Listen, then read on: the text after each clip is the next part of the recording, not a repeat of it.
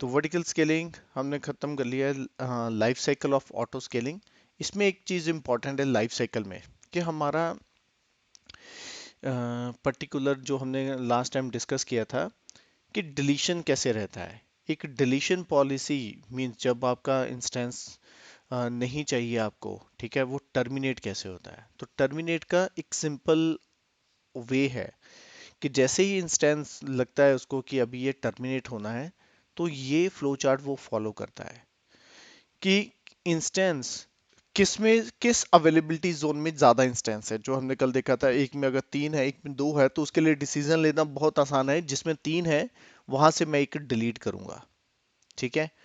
उसके बाद वो देखता है कि मान लो दोनों में बराबर है, दो दो है, तो फिर क्या करेगा, तो वो चेक करेगा लॉन्च कॉन्फ़िगरेशन किसका पुराना है।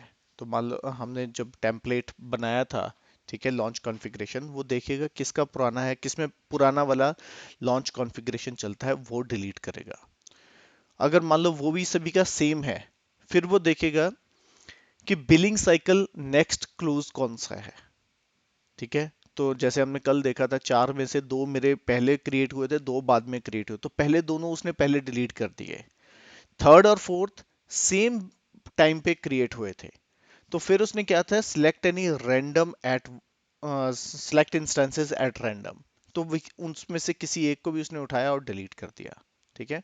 तो वो डिलीशन में यूज होता है। ओके, तो प्राइसिंग के लिए definitely you go to the at the latest pricing. तो यहाँ पे जाएंगे तो आपको प्राइसिंग उसका मिल जाएगा कि क्या उसका प्राइसिंग है। कल हमने ये देखा था कि हमने जब इंटीग्रेट किया था लोड बैलेंसर को अपने ऑटो स्केलिंग के साथ, राइट, तो हमने फ्रंट पे लगाया था लोड बैलेंसर अपना। Then we have to use, let me show you yesterday picture. तो हमने फ्रंट पे लोड बैलेंसर लगा के पीछे ऑटो स्केलिंग ग्रुप को इंक्रीज किया था, ताकि ऑल द नोड्स जो भी नए बनेंगे वो सारे उसके अंडर ही नए लोड बैलेंसर के अंडर बनेंगे, ठीक है। So no issues about the, कि कल को कोई प्रॉब्लम होती है तो इट कैन मैनेज।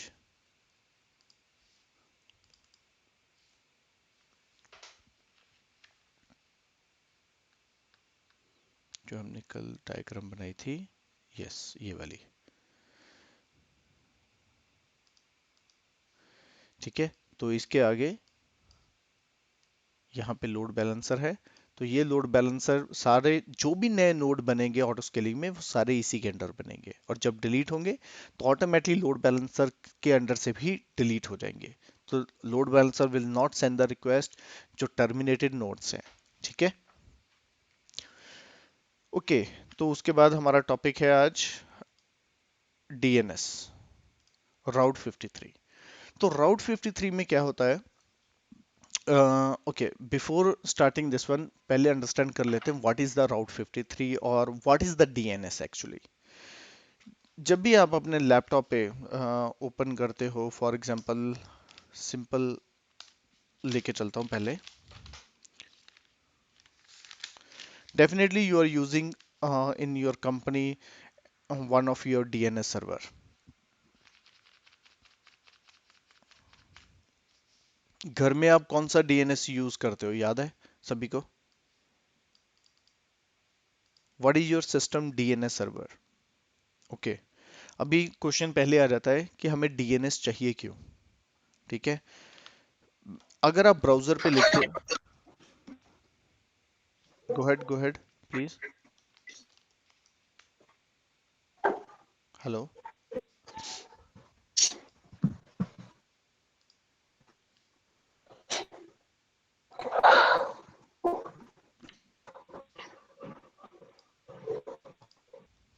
ओके, तो why we need the DNS अपने laptop, means if you check on your laptop you can see, if you run the nslookup google.com, nslookup क्या करता है कि it will go and check what is the address of the google.com, ठीक है।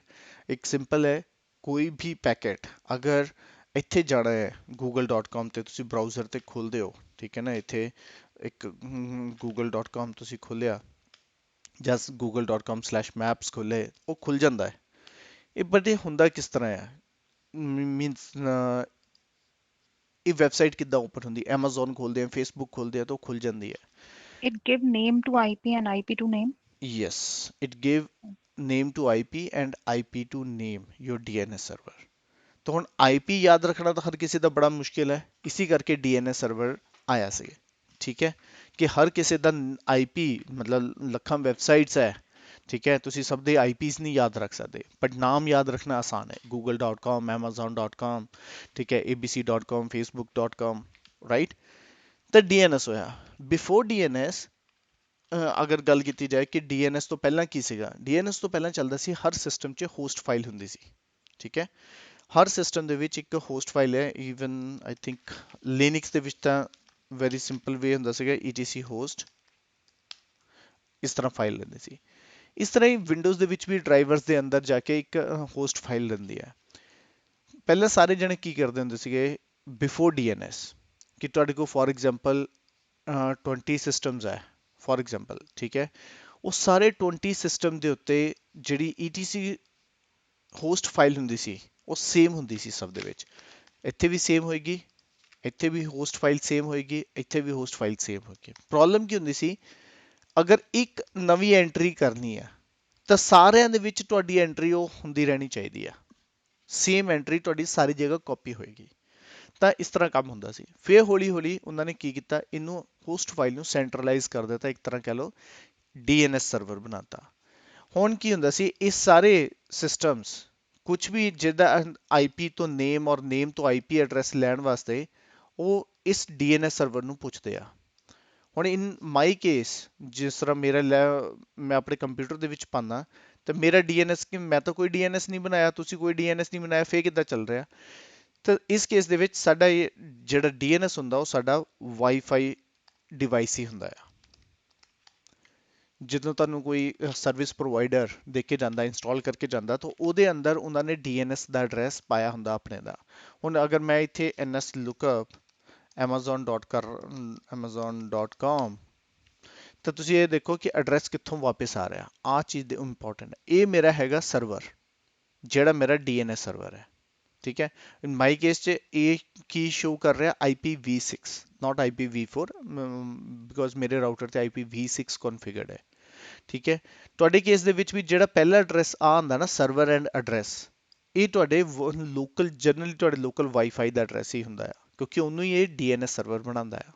ਠੀਕ ਹੈ, ਹੁਣ DNS ਥੋੜਾ ਹੋਰ ਡਿਟੇਲ 'ਚ ਰਹੀਏ ਕਿ DNS ਕਿੱਦਾਂ ਵਰਕ ਕਰਦਾ। DNS ਕੀ ਹੈ, ਜਦੋਂ ਵੀ ਤੁਸੀਂ ਆਪਣੇ ਲੈਪਟਾਪ 'ਚੋਂ ਮੰਨ ਲਓ ਅਸੀਂ ਲਿਖਿਆ amazon.com ਉਹ ਜਾਂ google.com, ਅਸੀਂ ਬਰਾਊਜ਼ਰ 'ਚ ਲਿਖਿਆ, ਉਹ ਇਮੀਡੀਏਟਲੀ ਸਾਡੇ ਇਸ DNS ਕੋਲ ਜਾਏਗਾ ਔਰ ਪੁੱਛੇਗਾ do you know what is the amazon.com, ਔਰ ਉਹਦਾ ਐਡਰੈਸ ਕੀ ਆ।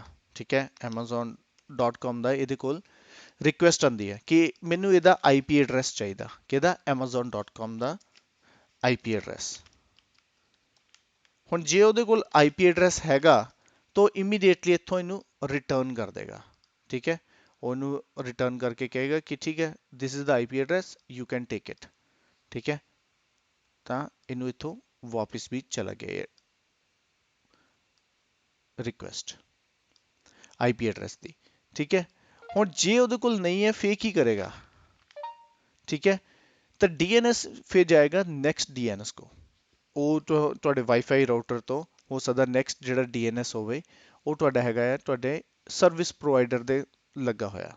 ਠੀਕ ਹੈ, ਜਿਹੜਾ ਇੰਟਰਨੈਟ ਸਰਵਿਸ ਪ੍ਰੋਵਾਈਡਰ DNS, ਉਹ ਉੱਥੇ ਜਾਏਗਾ। ਠੀਕ ਹੈ, ਕਿ ਇਹ ਜੇ ਇਹਦੇ ਕੋਲ ਆਨਸਰ ਹੈਗਾ ਤੇ ਇਹ ਵਾਪਸ ਇੱਥੇ ਆਏਗਾ ਤੇ ਇਹਨੂੰ ਦੇ ਦੇਗਾ, ਤੁਹਾਡੇ ਉਹ ਸਾਈਟ ਖੁੱਲ ਜਾਏਗੀ। ਵੈਰੀ ਸਿੰਪਲ ਵੇ। ਲੇਕਿਨ ਅਗਰ ਮੰਨ ਲਓ ਬਿਲਕੁਲ ਨਵੀਂ ਵੈਬਸਾਈਟ ਆ, ਉਹਨੂੰ ਨਹੀਂ ਪਤਾ ਕੁਝ ਵੀ, ਫੇਕ ਹੀ ਹੁੰਦਾ ਆ। ਠੀਕ ਹੈ, ਫਿਰ ਆਉਂਦੀ ਹੈ ਪੂਰੀ ਡਾਇਰੈਕਸ਼ਨਸ ਕਿ ਕਿਵੇਂ ਕਰਦੇ ਆ। ਫਿਰ ਉਹਦੇ ਲਈ ਤੁਹਾਡੇ ਕੋਲ ਤਿੰਨ ਚੀਜ਼ਾਂ ਇੰਪੋਰਟੈਂਟ ਆ, root server, TLD server, TLD ਹੁੰਦਾ ਟੌਪ ਲੈਵਲ ਡੋਮੇਨਸ, ਫਿਰ ਹੁੰਦਾ DNS ਸਰਵਰ। ਹੁਣ ਇਹਨੂੰ ਥੋੜਾ ਜਿਹਾ ਅੰਡਰਸਟੈਂਡ ਕਰਕੇ ਦੇਖਦੇ ਹਾਂ ਅਸੀਂ ਕਰ ਹੁੰਦਾ ਕਿੱਦਾਂ। ਜਦੋਂ ਤੁਸੀਂ ਇੱਕ ਮੰਨ ਲਓ ਤੁਸੀਂ ਇੱਕ ਨਵੀਂ ਵੈਬਸਾਈਟ ਖਰੀਦੀ, ਮੈਂ ਰੀਸੈਂਟਲੀ ਖਰੀਦੀ ਸੀ ਮੰਨ ਲਓ exainfotech.com, ਮੈਂ ਇੱਕ ਵੈਬਸਾਈਟ ਖਰੀਦੀ। ਹੁਣ ਇਹ ਡੋਮੇਨ ਨੂੰ ਜਦੋਂ ਅਸੀਂ ਖਰੀਦਦੇ ਆ ਤੇ ਇਹਨੂੰ ਅਸੀਂ ਕਿਤੇ ਨਾ ਕਿਤੇ ਤੁਸੀਂ ਲਾਂਚ ਕਰਨਾ ਚਾਹੁੰਦੇ ਆ। ਲਾਂਚ ਕਰਨ ਤੋਂ ਪਹਿਲਾਂ ਜਦੋਂ ਇਹ ਤੁਸੀਂ exainfotech.com ਮੈਂ ਖਰੀਦਿਆ, ਠੀਕ ਹੈ, ਤਾਂ ਇਹ ਇੱਕ ਮੈਂ ਕੰਪਨੀ ਦੇ ਥਰੂ ਖਰੀਦਿਆ ਕਿ ਹਾਂ ਮੈਨੂੰ Amazon exainfotech.com ਡੋਮੇਨ ਮੇਰੇ ਨਾਮ ਤੇ ਹੋ ਜਾਣਾ ਚਾਹੀਦਾ, ਉਹਨਾਂ ਨੇ ਡੋਮੇਨ ਮੈਨੂੰ ਦੇਤਾ, ਠੀਕ ਹੈ। ਹੁਣ ਇਸ ਡੋਮੇਨ ਨੂੰ ਅਗਰ ਮੈਂ ਯੂਜ਼ ਕਰਨਾ ਕਿਤੇ ਵੀ, ਠੀਕ ਹੈ, ਤਾਂ ਮੈਨੂੰ ਇਹਨਾਂ ਨੇ ਕੀ ਕੀਤਾ, ਜਿੱਥੋਂ ਵੀ ਮੈਂ ਖਰੀਦਿਆ ਉਹਨਾਂ ਨੇ ਮੈਨੂੰ ਉਹਦਾ ਡੀਐਨਐਸ ਐਡਰੈਸ ਦਿੱਤਾ, ਡੀਐਨਐਸ ਐਡਰੈਸ, ਠੀਕ ਹੈ, ਉਸ ਕੰਪਨੀ ਨੇ। ਤਾਂ ਇਹ ਡੀਐਨਐਸ ਐਡਰੈਸ ਉਹਨਾਂ ਨੇ ਇੱਥੇ ਕਹਿਣਾ ਕਿ ਇਹਦੇ ਅੰਦਰ ਅਸੀਂ ਪਾਤਾ ਆ ਕਿ ਤੁਹਾਡਾ ਇਹ ਨਾਮ ਹੈਗਾ ਆ, ਪਰ ਜਦੋਂ ਵੀ ਤੁਸੀਂ ਇਹਦੇ ਰਿਲੇਟਡ ਕਿਤੇ ਨੂੰ ਜਦੋਂ ਵੀ ਕਨਫੀਗਰ ਕਰੋਗੇ, ਜੋ ਵੀ ਇਹਦਾ ਆਈਪੀ ਹੋਊਗਾ ਉਹ ਸਾਨੂੰ ਦੱਸ ਦਿਓ। ਉਹ ਫਿਰ ਸਾਰੀ ਦੁਨੀਆ ਨੂੰ ਪਬਲਿਸ਼ ਹੋ ਜਾਂਦਾ, ਠੀਕ ਹੈ ਨਾ। ਇਸ ਤਰ੍ਹਾਂ ਉਹ ਸਾਰੀ ਦੁਨੀਆ ਨੂੰ ਪਤਾ ਲੱਗ ਜਾਂਦਾ, ਕਿਉਂਕਿ ਇਹ ਜਿਹੜੇ ਡੀਐਨਐਸ ਐਡਰੈਸ ਹੁੰਦੇ ਆ ਇਹ ਪਬਲਿਕ ਹੁੰਦੇ ਆ। ਹੁਣ ਅੰਡਰਸਟੈਂਡ ਕਰੋ ਕਿ ਕਿਵੇਂ ਵਰਕ ਹੁੰਦਾ, ਕਿ ਜਦੋਂ ਇੱਕ ਕੰਪਿਊਟਰ ਤੋਂ ਕੋਈ ਰਿਕੁਐਸਟ ਜਾਂਦੀ ਹੈ, ਉਹ ਤੁਹਾਡੇ ਲੋਕਲ ਵਾਈਫਾਈ ਡਿਵਾਈਸ ਤੇ ਜਾਂਦੀ ਹੈ, ਫਿਰ ਤੁਹਾਡੇ ਇੰਟਰਨੈਟ ਸਰਵਿਸ ਪ੍ਰੋਵਾਈਡਰ ਤੇ ਜਾਂਦੀ ਹੈ, ਜਦੋਂ ਉਹਨੂੰ ਐਡਰੈਸ ਨਹੀਂ ਮਿਲਦਾ ਫਿਰ ਉਹ ਜਾਂਦੇ ਆ ਰੂਟ ਸਰਵਰ ਤੋਂ। ਔਰ what is the root server?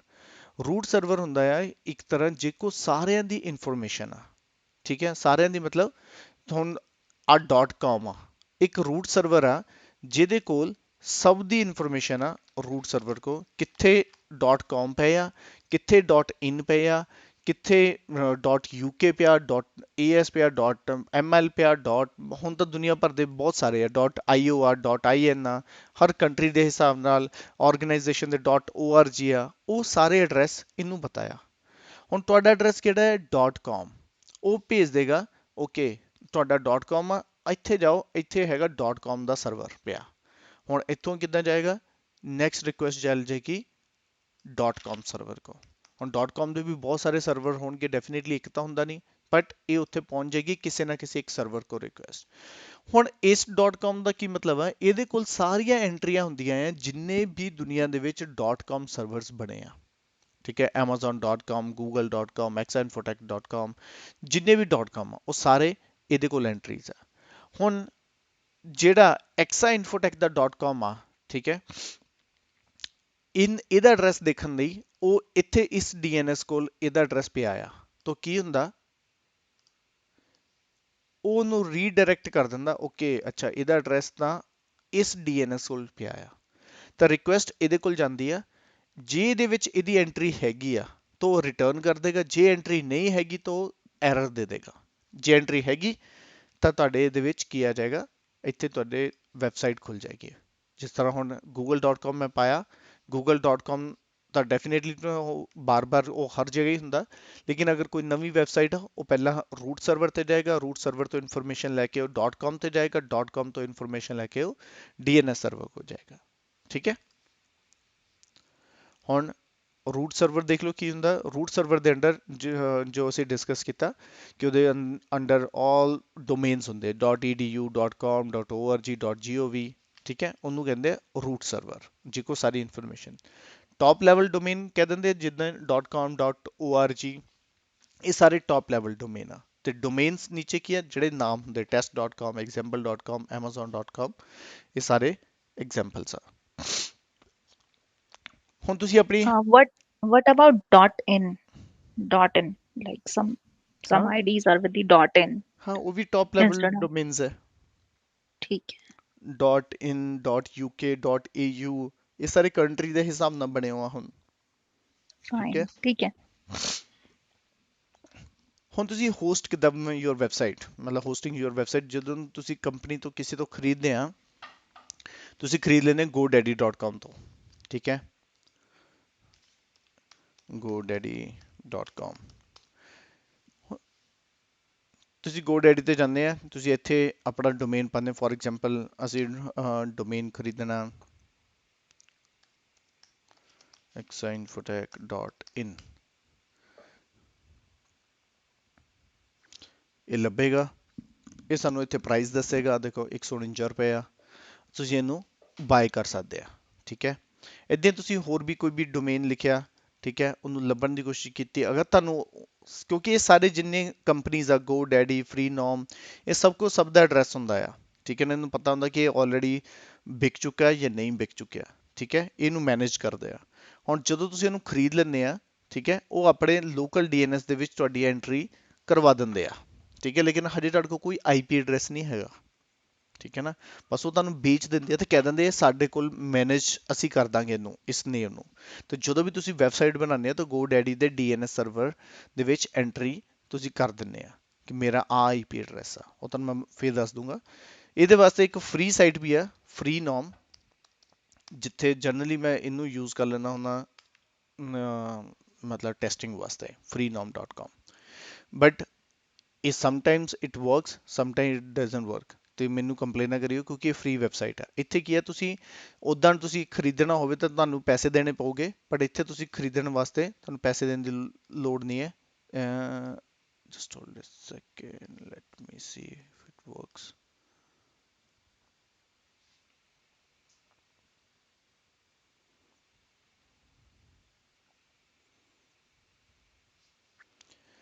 ਹਾਂ, ਮੇਰਾ ਪਹਿਲਾਂ ਦਾ ਆਈਡੀ ਬਣਿਆ ਆ, ਸਰਵਿਸਿਜ਼ ਦੇ ਉੱਤੇ ਕਲਿੱਕ ਕਰੋ ਐਂਡ ਤੁਸੀਂ ਇੱਕ ਆਪਣੇ ਜੀਮੇਲ ਆਈਡੀ ਨਾਲ ਇੱਥੇ ਲੌਗਇਨ ਕਰ ਸਕਦੇ ਹੋ।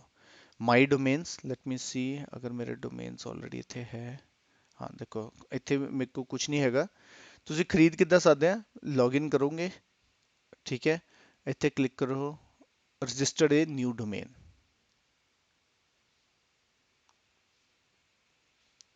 ਹੁਣ ਤੁਸੀਂ ਇੱਥੇ ਨਵਾਂ ਡੋਮੇਨ ਇੱਥੇ ਖਰੀਦਣਾ, ਇੱਥੇ ਕੁਝ ਡੋਮੇਨਸ ਫ੍ਰੀ ਮਿਲ ਜਾਂਦੇ ਆ, ਜਿਵੇਂ ਕਿ ਮੈਂ ਇੱਥੇ ਲਿਖਦਾ ਐਕਸਾ ਇਨਫੋਟੈਕ।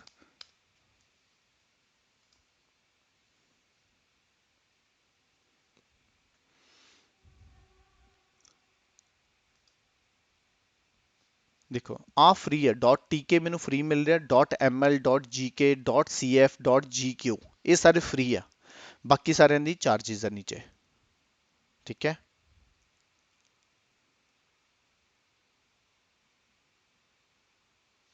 ਤੇ ਮੈਂ ਇੱਥੇ ਇਹਨੂੰ get it now, ਮੈਂ .tk ਨੂੰ ਖਰੀਦ ਲੈਂਦਾ, get it now, ਠੀਕ ਹੈ, ਇਹ ਸਿਲੈਕਟ ਹੋ ਗਿਆ। ਹੁਣ ਮੈਨੂੰ ਚੈੱਕ ਆਊਟ,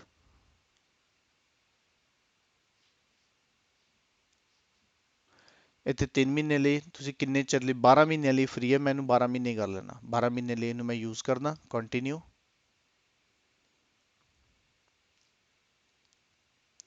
ਕਈ ਵਾਰ ਤੁਹਾਨੂੰ ਇੱਥੇ ਐਰਰ ਆਣੀ ਸ਼ੁਰੂ ਹੋ ਜਾਂਦੀ ਹੈ ਕਿ ਇੱਥੇ ਹੁੰਦਾ ਨਹੀਂ, ਕੰਪਲੀਟ ਨਹੀਂ ਹੁੰਦਾ order, but let me try.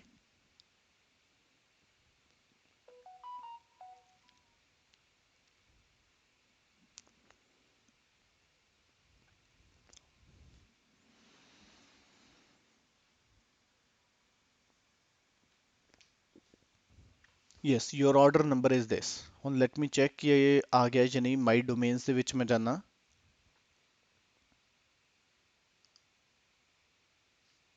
ਦੇਖੋ ਇੱਥੇ ਸਟੇਟਸ ਐਕਟਿਵ ਹੋ ਗਿਆ, ਠੀਕ ਹੈ। ਹੁਣ ਇਹ ਮੈਨੂੰ ਇੱਕ ਡੋਮੇਨ ਮੈਂ ਖਰੀਦ ਲਿਆ ਇਹ ਕਹਿ ਲਓ। ਹੁਣ ਇਹਦੇ ਇੱਥੇ ਕੀ ਹੁੰਦਾ, ਮੈਨੇਜ ਡੋਮੇਨ, ਮੈਨੇਜ ਡੋਮੇਨ ਦੇ ਉੱਤੇ ਕਲਿੱਕ ਕੀਤਾ ਤਾਂ ਇਹਦੇ ਵਿੱਚ ਟੂਲਸ ਹੁੰਦੇ ਆ, ਨੇਮ ਸਰਵਰ। ਬਾਈ ਡਿਫਾਲਟ ਇਹਨਾਂ ਨੇ ਕੀ ਕੀਤਾ ਹੁੰਦਾ, ਯੂਜ਼ ਡਿਫਾਲਟ ਨੇਮ ਸਰਵਰਸ, ਇਹ ਯੂਜ਼ ਕਰ ਰਿਹਾ ਹੁੰਦਾ ਮਤਲਬ ਇਸ ਪਾਰਟਿਕੂਲਰ ਵੈਬਸਾਈਟ ਵਾਸਤੇ exainfotech.tk, ਠੀਕ ਹੈ। ਇਹਨਾਂ ਦੇ ਜਿਹੜੇ ਆਪਣੇ ਡੀਐਨਐਸ ਹੋਊਗੇ। ਹੁਣ ਜੇ ਮੰਨ ਲਓ ਤੁਸੀਂ ਆਪਣਾ ਸਭ ਕੁਝ ਬਣਾ ਰਹੇ, ਆਪਣਾ ਡੀਐਨਐਸ ਬਣਾ ਰਹੇ, ਤਾਂ ਤੁਸੀਂ ਇੱਥੇ ਆ ਕੇ ਕਸਟਮ ਕਰ ਸਕਦੇ ਹੋ, ਆਪਣੇ ਡੀਐਨਐਸ ਸਰਵਰ ਖੁਦ ਦੇ ਸਕਦੇ ਹੋ। ਤਾਂ ਵਰਲਡ ਵਾਈਡ ਜਿਹੜਾ ਡੀਐਨਐਸ ਸਰਵਰ ਹੋਏਗਾ, ਜਿਹੜਾ ਅਸੀਂ ਡਿਸਕਸ ਕਰ ਰਹੇ ਸੀ, ਆਹ ਡੀਐਨਐਸ ਦੀ ਐਂਟਰੀ ਤੁਸੀਂ ਇੱਥੇ ਕਰ ਦਿੰਦੇ ਹੋ। ਹੁਣ ਤੁਸੀਂ ਕਿੱਦਾਂ ਕਰੋਗੇ, ਤੁਹਾਨੂੰ ਕਿੱਦਾਂ ਪਤਾ ਕਿ ਕਿਹੜਾ ਡੀਐਨਐਸ ਆ?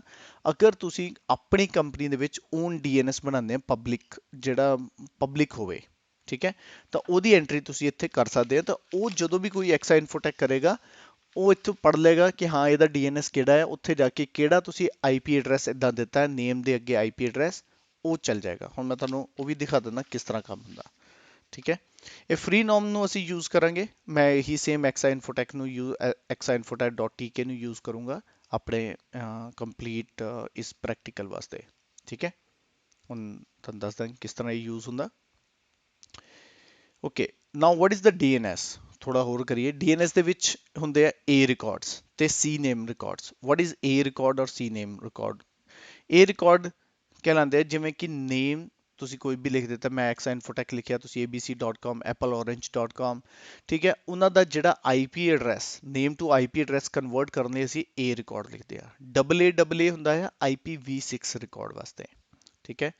ਸੀ ਨੇਮ ਹੁੰਦਾ ਹੈ ਜਿੱਦਾਂ ਕੈਨੋਨੀਕਲ ਨੇਮ, ਜਿਵੇਂ ਕਿ ਅਸੀਂ ਸਾਡਾ ਨਿਕ ਨੇਮ ਹੁੰਦਾ ਆ।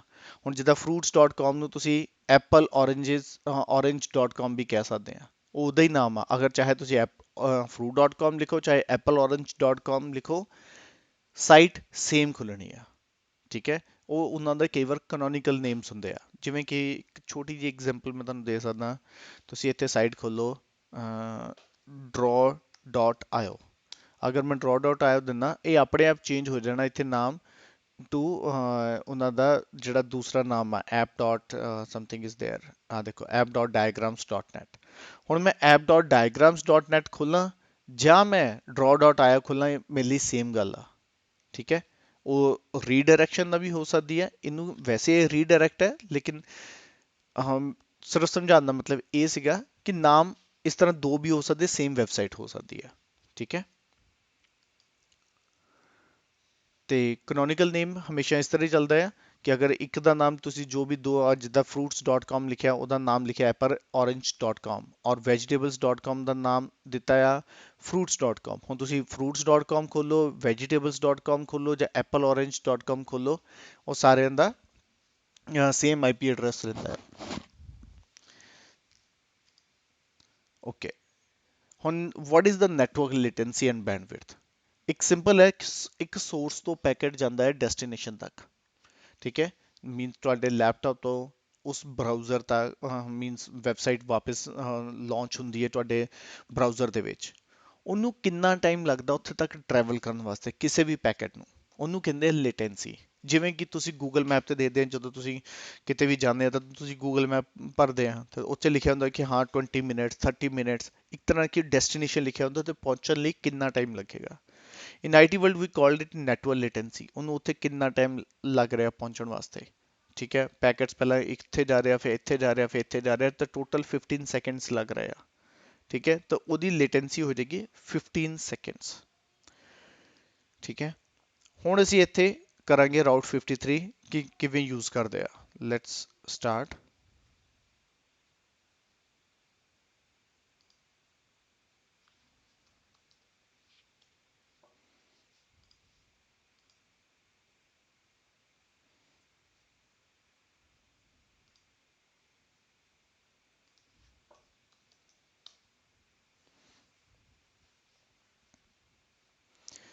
Okay, click on services, find ਕਰ ਲਓ ਜੇ ਤੁਹਾਨੂੰ ਸਾਹਮਣੇ ਨਹੀਂ ਦਿਖਦੀ, ਰਾਊਟ 53।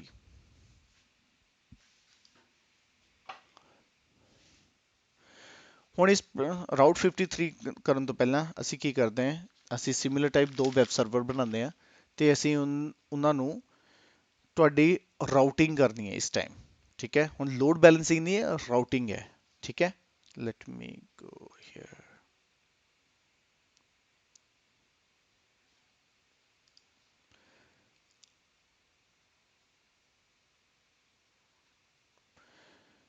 ਓਕੇ, ਹੁਣ ਕੀ ਹੋਏਗਾ ਕਿ ਅਸੀਂ ਦੋ ਵੈਬ ਸਰਵਰ ਬਣਾਵਾਂਗੇ, ਇੱਕ ਬਣਾਵਾਂਗੇ ਨਾਰਥ ਵਰਜੀਨੀਆ ਦੇ ਵਿੱਚ ਔਰ ਇੱਕ ਬਣਾਵਾਂਗੇ ਮੁੰਬਈ ਦੇ ਵਿੱਚ। ਹੁਣ ਅਸੀਂ ਇਹ ਦੇਖਣਾ ਕਿ ਚਲੋ ਇਸੇ ਡਾਇਗਰਾਮ ਨੂੰ ਯੂਜ਼ ਕਰ ਲੈਂਦੇ ਆ, ਠੀਕ ਹੈ। ਰਾਊਟ 53 ਹੈ, ਹੁਣ ਇੱਥੇ ਸਾਡੀ ਸਾਈਟ ਬਣੇਗੀ exainfotech ਡਾਟ tk, ਠੀਕ ਹੈ। ਹੁਣ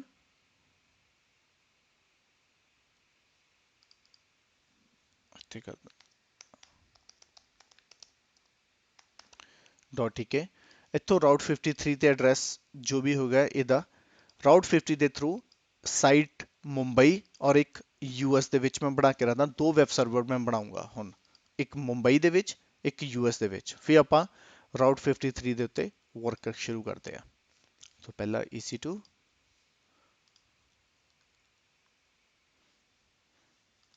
ਦੂਸਰਾ ਬਣੇਗਾ ਮੁੰਬਈ ਦੇ ਵਿੱਚ।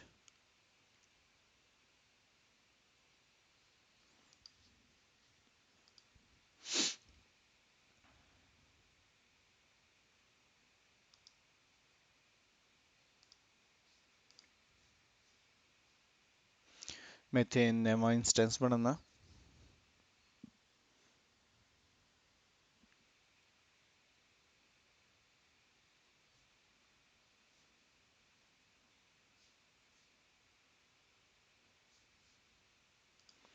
select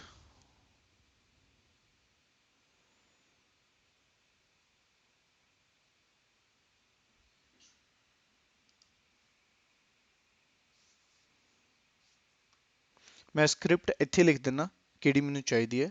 ਇੱਕ ਸਿੰਪਲ ਬਿਨ ਬੈਸ਼, ਇੱਕ ਸਿੰਪਲ ਵੈਬ ਸਰਵਰ ਚਾਹੀਦਾ। sudo -i sudo ਹੋ ਜਾਏ, ਫਿਰ yum -y install httpd, फिर echo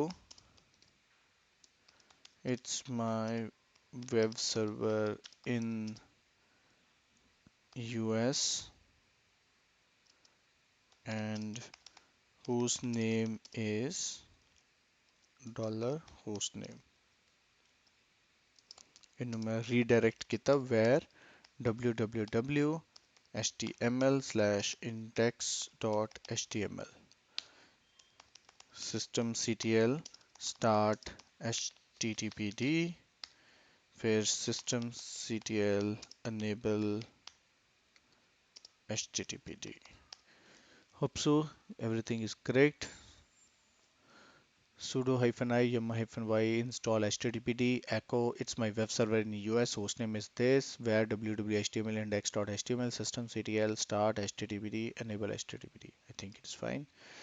storage add ਕੀਤਾ and name ਦਿੱਤਾ ਇਹਨੂੰ web server, कुछ भी नाम दे दो, यूएस ਚ रहेगा। security group ਜਿੱਥੇ ਸਾਰੀਆਂ ਪੋਰਟਸ ਓਪਨ ਹੈ ਮੈਂ ਉਹ ਦਿੱਤਾ ਮਿਨੀਮਮ ਪੋਰਟ 80 ਇੰਪੋਰਟੈਂਟ ਹੈ ਇਹਦੇ ਵਿੱਚ। ਮੈਂ ਮਾਈ ਕੀਜ਼ ਯੂਜ਼ ਕੀਤੀਆਂ ਲਾਂਚ ਦਾ ਇੰਸਟੈਂਸ। ਹੁਣ ਮੁੰਬਈ ਚ ਆਂਦਾ, ਮੁੰਬਈ ਚ ਵੀ ਸੇਮ ਇੱਕ ਵੈਬ ਸਰਵਰ ਬਣਾਉਂਦੇ ਆ। ਮੈਂ ਦੱਸਦਾ ਤੁਹਾਨੂੰ ਕਿ ਇਹ ਕਿਉਂ ਅਸੀਂ ਸਾਰਾ ਕਰ ਰਹੇ ਹਾਂ।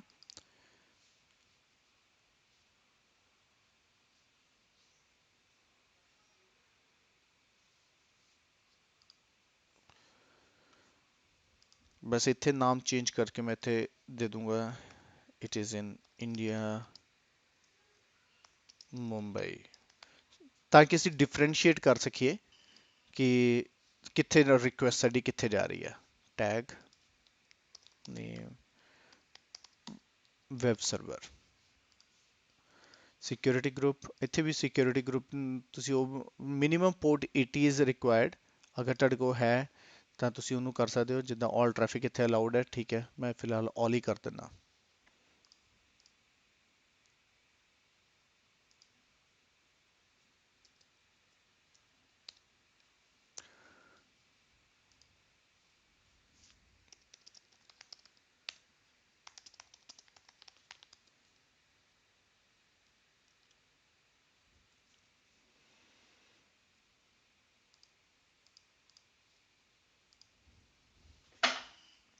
ਓਕੇ ਆ ਵੈਬ ਸਰਵਰ ਵੀ ਰੈਡੀ ਹੋ ਗਿਆ। ਹੁਣ ਲੈਟਸ ਮੀ ਚੈੱਕ ਕਿ ਵੈਬ ਸਰਵਰ ਰਿਐਲਿਟੀ 'ਚ ਬਣਿਆ ਵੀ ਹੈ ਜਾਂ ਨਹੀਂ। ਪਹਿਲਾਂ ਮੈਂ ਨਾਰਥ ਵਰਜੀਨੀਆ ਵਾਲਾ ਚੈੱਕ ਕਰ ਲੈਣਾ। ਪਬਲਿਕ ਆਈਪੀ ਇੱਥੇ ਲਗਾ ਕੇ ਦੇਖੋ, चल गया। माई web server in US host name is 448844। ਇਹਦਾ ਮਤਲਬ ਮੁੰਬਈ 'ਚ ਵੀ ਚੱਲ ਜਾਏਗਾ।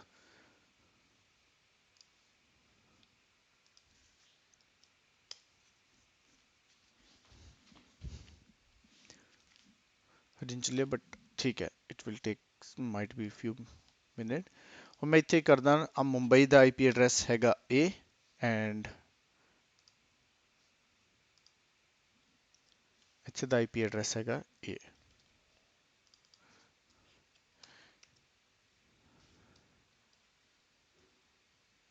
ਹੁਣ ਮੈਨੂੰ ਥੋੜੀ ਜਿਹੀ ਤੁਹਾਡੀ ਵੀ ਹੈਲਪ ਸਾਰਿਆਂ ਦੀ ਨਾਲ ਚਾਹੀਦੀ ਹੋਏਗੀ। ਇਹ ਆਈਪੀ ਐਡਰੈਸਸ ਮੈਂ ਤੁਹਾਨੂੰ ਦੋਨਾਂ ਨੂੰ ਸ਼ੇਅਰ ਕਰਦਾ ਔਰ ਤੁਸੀਂ ਮੈਨੂੰ ਇਹ ਦੱਸਣਾ ਕਿ ਤੁਹਾਨੂੰ ਉਦੋਂ ਕੀ ਨਜ਼ਰ ਆਉਂਦਾ, ਠੀਕ ਹੈ ਨਾ। ਅਸੀਂ ਉਦੋਂ ਐਕਸੈਸ ਕਰਾਂਗੇ exainfotech.ml ਜਿਹੜੇ ਅਸੀਂ ਹੁਣੀ ਬਣਾਈ ਹੈ ਇੱਥੇ ਆ ਦੇਖੋ, sorry .tk not ml .tk। ਅਸੀਂ ਇਸ ਵੈਬਸਾਈਟ ਨੂੰ ਚਲਾਉਣਾ ਆ। ਦੇਖੋ ਆਹ .tk ਵੈਬਸਾਈਟ ਹੈ, ਇਹ ਮੈਂ ਸ਼ੇਅਰ ਕਰਦਾ ਤੁਹਾਨੂੰ ਸਾਰਿਆਂ ਨਾਲ। ਇਹੀ ਤੁਸੀਂ ਵੀ ਓਪਨ ਕਰਕੇ ਦੇਖਣੀ ਹੈ ਥੋੜੀ ਦੇਰ 'ਚ, ਠੀਕ ਹੈ ਨਾ, ਜਦੋਂ ਸਾਡਾ ਰੈਡੀ ਹੋ ਜਾਏਗਾ। ਹੁਣ ਦੇਖੋ ਮੈਂ ਵੈਬਸਾਈਟ ਬਣਾਣੀ ਹੈ, ਔਰ ਮੈਂ ਵੈਬਸਾਈਟ ਬਣਾਣੀ ਹੈ ਦੋ ਪਾਸੇ, ਠੀਕ ਹੈ, ਕਿ ਅਗਰ ਕੋਈ ਪ੍ਰੋਬਲਮ ਆ ਜਾਏ, ਠੀਕ ਹੈ, ਤਾਂ ਰਿਡੰਡੈਂਸੀ ਕਿੱਦਾਂ ਹੋਏਗੀ। ਇਹ ਸਾਰੀਆਂ ਚੀਜ਼ਾਂ ਨੂੰ ਤੁਸੀਂ ਕਿਸ ਤਰ੍ਹਾਂ ਬਣਾ ਸਕਦੇ ਆ ਥਰੂ ਦਾ ਰਾਊਟ 53। ਮੰਨ ਲਓ ਕਿ ਕੁਝ ਪ੍ਰੋਬਲਮ ਆ ਜਾਏ ਤਾਂ ਸਾਈਟ ਮੁੰਬਈ ਵਾਲੀ ਚੱਲੇਗੀ ਜਾਂ ਯੂਐਸ ਵਾਲੀ ਚੱਲੇਗੀ, ਔਰ ਕਿਵੇਂ ਚੱਲੇਗੀ, ਕਿੱਦਾਂ ਰਾਊਟਿੰਗ ਡਿਫਾਈਨ ਕਰਦੇ ਆ, ਉਹ ਸਾਰੀਆਂ ਚੀਜ਼ਾਂ ਅਸੀਂ ਕਰ ਸਕਦੇ ਆ। ਇਹ ਚਾਹੇ ਮੁੰਬਈ 'ਚ ਹੋਵੇ, ਚਾਹੇ ਕਿਸੇ ਹੋਰ ਯੂਐਸ ਦੇ ਰੀਜਨ 'ਤੇ ਹੋਵੇ, ਮੰਨ ਲਓ ਓਹਾਇਓ ਦੇ ਵਿੱਚ ਆ, ਔਰੀਜ਼ੋਨ ਦੇ ਵਿੱਚ ਆ, ਜਾਂ ਕਿਤੇ ਹੋਰ ਆ, ਠੀਕ ਹੈ, ਇਹ ਤੁਸੀਂ ਖੁਦ ਡਿਫਾਈਨ ਕਰ ਸਕਦੇ। ਮੈਂ ਮੁੰਬਈ ਤੇ ਯੂਐਸ ਲਿਆ, ਤੁਸੀਂ ਕੋਈ ਵੀ ਦੋ ਸਾਈਟਸ ਲੈ ਸਕਦੇ ਆ, ਠੀਕ ਹੈ। ਤੇ ਆਪਾਂ ਸ਼ੁਰੂ ਕਰਦੇ ਹਾਂ ਪਹਿਲਾਂ ਰਾਊਟ 53। ਰਾਊਟ 53 ਦੇ ਵਿੱਚ ਤੁਸੀਂ ਇੱਥੇ ਬਹੁਤ ਸਾਰੀਆਂ ਇਹਨਾਂ ਦੀਆਂ ਡਿਫਰੈਂਟ ਆਪਸ਼ਨਸ ਆ। ਤੁਸੀਂ ਇੱਥੇ ਵੀ ਡੋਮੇਨ ਖਰੀਦ ਸਕਦੇ ਆ ਡਾਇਰੈਕਟਲੀ। ਤਾਂ ਤੁਸੀਂ ਇੱਥੇ ਲੈਫਟ ਹੈਂਡ ਸਾਈਡ ਦੇ ਉੱਤੇ ਹੈਗਾ ਰਜਿਸਟਰਡ ਡੋਮੇਨਸ, ਤਾਂ ਰਜਿਸਟਰਡ ਡੋਮੇਨਸ ਦੇ ਵਿੱਚ ਜਾਓਗੇ ਤਾਂ ਤੁਸੀਂ ਦੇਖ ਸਕਦੇ ਆ, ਅਗਰ ਕੋਈ ਡੋਮੇਨ ਖਰੀਦਿਆ ਹੋਇਆ ਤਾਂ ਤੁਸੀਂ ਇੱਥੇ ਖਰੀਦ ਸਕਦੇ ਆ। You can click on registered domain, ਤਾਂ ਇੱਥੇ ਤੁਸੀਂ ਬਾਏ ਕਰ ਸਕਦੇ ਹੋ। For example you want to buy Exa Infotech, ਅਗਰ ਤੁਸੀਂ ਸਰਚ ਕਰੋਗੇ ਤਾਂ ਉਹ ਤੁਹਾਨੂੰ ਦਿਖਾ ਦੇਗਾ, ਚੈੱਕ ਕਰੇਗਾ, ਹਾਂ ਐਕਸਾ ਇਨਫੋਟੈਕ ਯੂਜ਼ ਦੇ ਵਿੱਚ ਆ ਇਹ ਕਿਉਂਕਿ ਇਹ ਮੇਰੇ ਕੋਲ ਆਲਰੇਡੀ ਹੈ, ਅਨਅਵੇਲੇਬਲ ਆ। ਤੁਸੀਂ ਆ ਸਾਰੇ ਖਰੀਦ ਸਕਦੇ ਆ, ਠੀਕ ਹੈ। ਇਹ ਸਾਰੀਆਂ ਤੁਸੀਂ ਇਹਨਾਂ ਚ ਕੋਈ ਵੀ ਡੋਮੇਨ ਖਰੀਦ ਕੇ ਇੱਥੇ ਆ ਜਾਏਗਾ, ਠੀਕ ਹੈ, ਪਰਚੇਜ਼ ਕਰਨਾ ਪਏਗਾ ਤੁਹਾਨੂੰ। ਫਿਰ ਜੇ ਪੈਂਡਿੰਗ ਰਿਕੁਐਸਟ ਹੈ ਤਾਂ ਪੈਂਡਿੰਗ ਰਿਕੁਐਸਟ ਇੱਥੇ ਆ ਜਾਏਗੀ, ਠੀਕ ਹੈ। ਹੁਣ ਸਾਡਾ ਮੇਜਰਲੀ ਕੰਮ ਹੈਗਾ ਇੱਥੇ ਹੋਸਟਡ ਜ਼ੋਨ ਦੇ ਵਿੱਚ। ਸੋ ਪਹਿਲਾਂ ਤੁਸੀਂ ਡੈਸ਼ਬੋਰਡ ਦੇਖ ਲਓ, ਇਹਨਾਂ ਨੇ ਇਹਨੂੰ ਕਹਿੰਦੇ ਆ ਮੈਨੇਜਡ ਡੀਐਨਐਸ, ਜਿਹੜਾ ਕੰਪਨੀ ਮੈਨੇਜ ਕਰ ਰਹੀ ਹੈ ਸਾਰਾ ਕੁਝ, ਤੁਸੀਂ ਖੁਦ ਕਨਫੀਗਰ ਨਹੀਂ ਕਰਨਾ। ਜਨਰਲੀ ਕੀ ਹੁੰਦਾ, ਜਦੋਂ ਤੁਸੀਂ ਡੀਐਨਐਸ ਬਣਾਉਂਦੇ ਪਹਿਲਾਂ ਆਪਰੇਟਿੰਗ ਸਿਸਟਮ ਇੰਸਟਾਲ ਕਰੋਗੇ, ਉਹਦੇ ਉੱਤੇ ਡੀਐਨਐਸ ਇੰਸਟਾਲ ਕਰੋਗੇ, ਚਾਹੇ ਉਹ ਵਿੰਡੋਜ਼ ਆ ਚਾਹੇ ਲਿਨਿਕਸ ਆ। ਲਿਨਿਕਸ ਦੇ ਵਿੱਚ ਤੁਸੀਂ ਬਾਈਂਡ ਯੂਜ਼ ਕਰ ਸਕਦੇ ਆ, ਪਾਵਰ ਡੀਐਨਐਸ ਯੂਜ਼ ਕਰ ਸਕਦੇ ਆ, ਬਟ ਇਹਦੇ ਵਿੱਚ ਇਹ ਸਾਰਾ ਮੈਨੇਜ ਬਾਏ ਦਾ AWS ਹੈ, ਠੀਕ ਹੈ।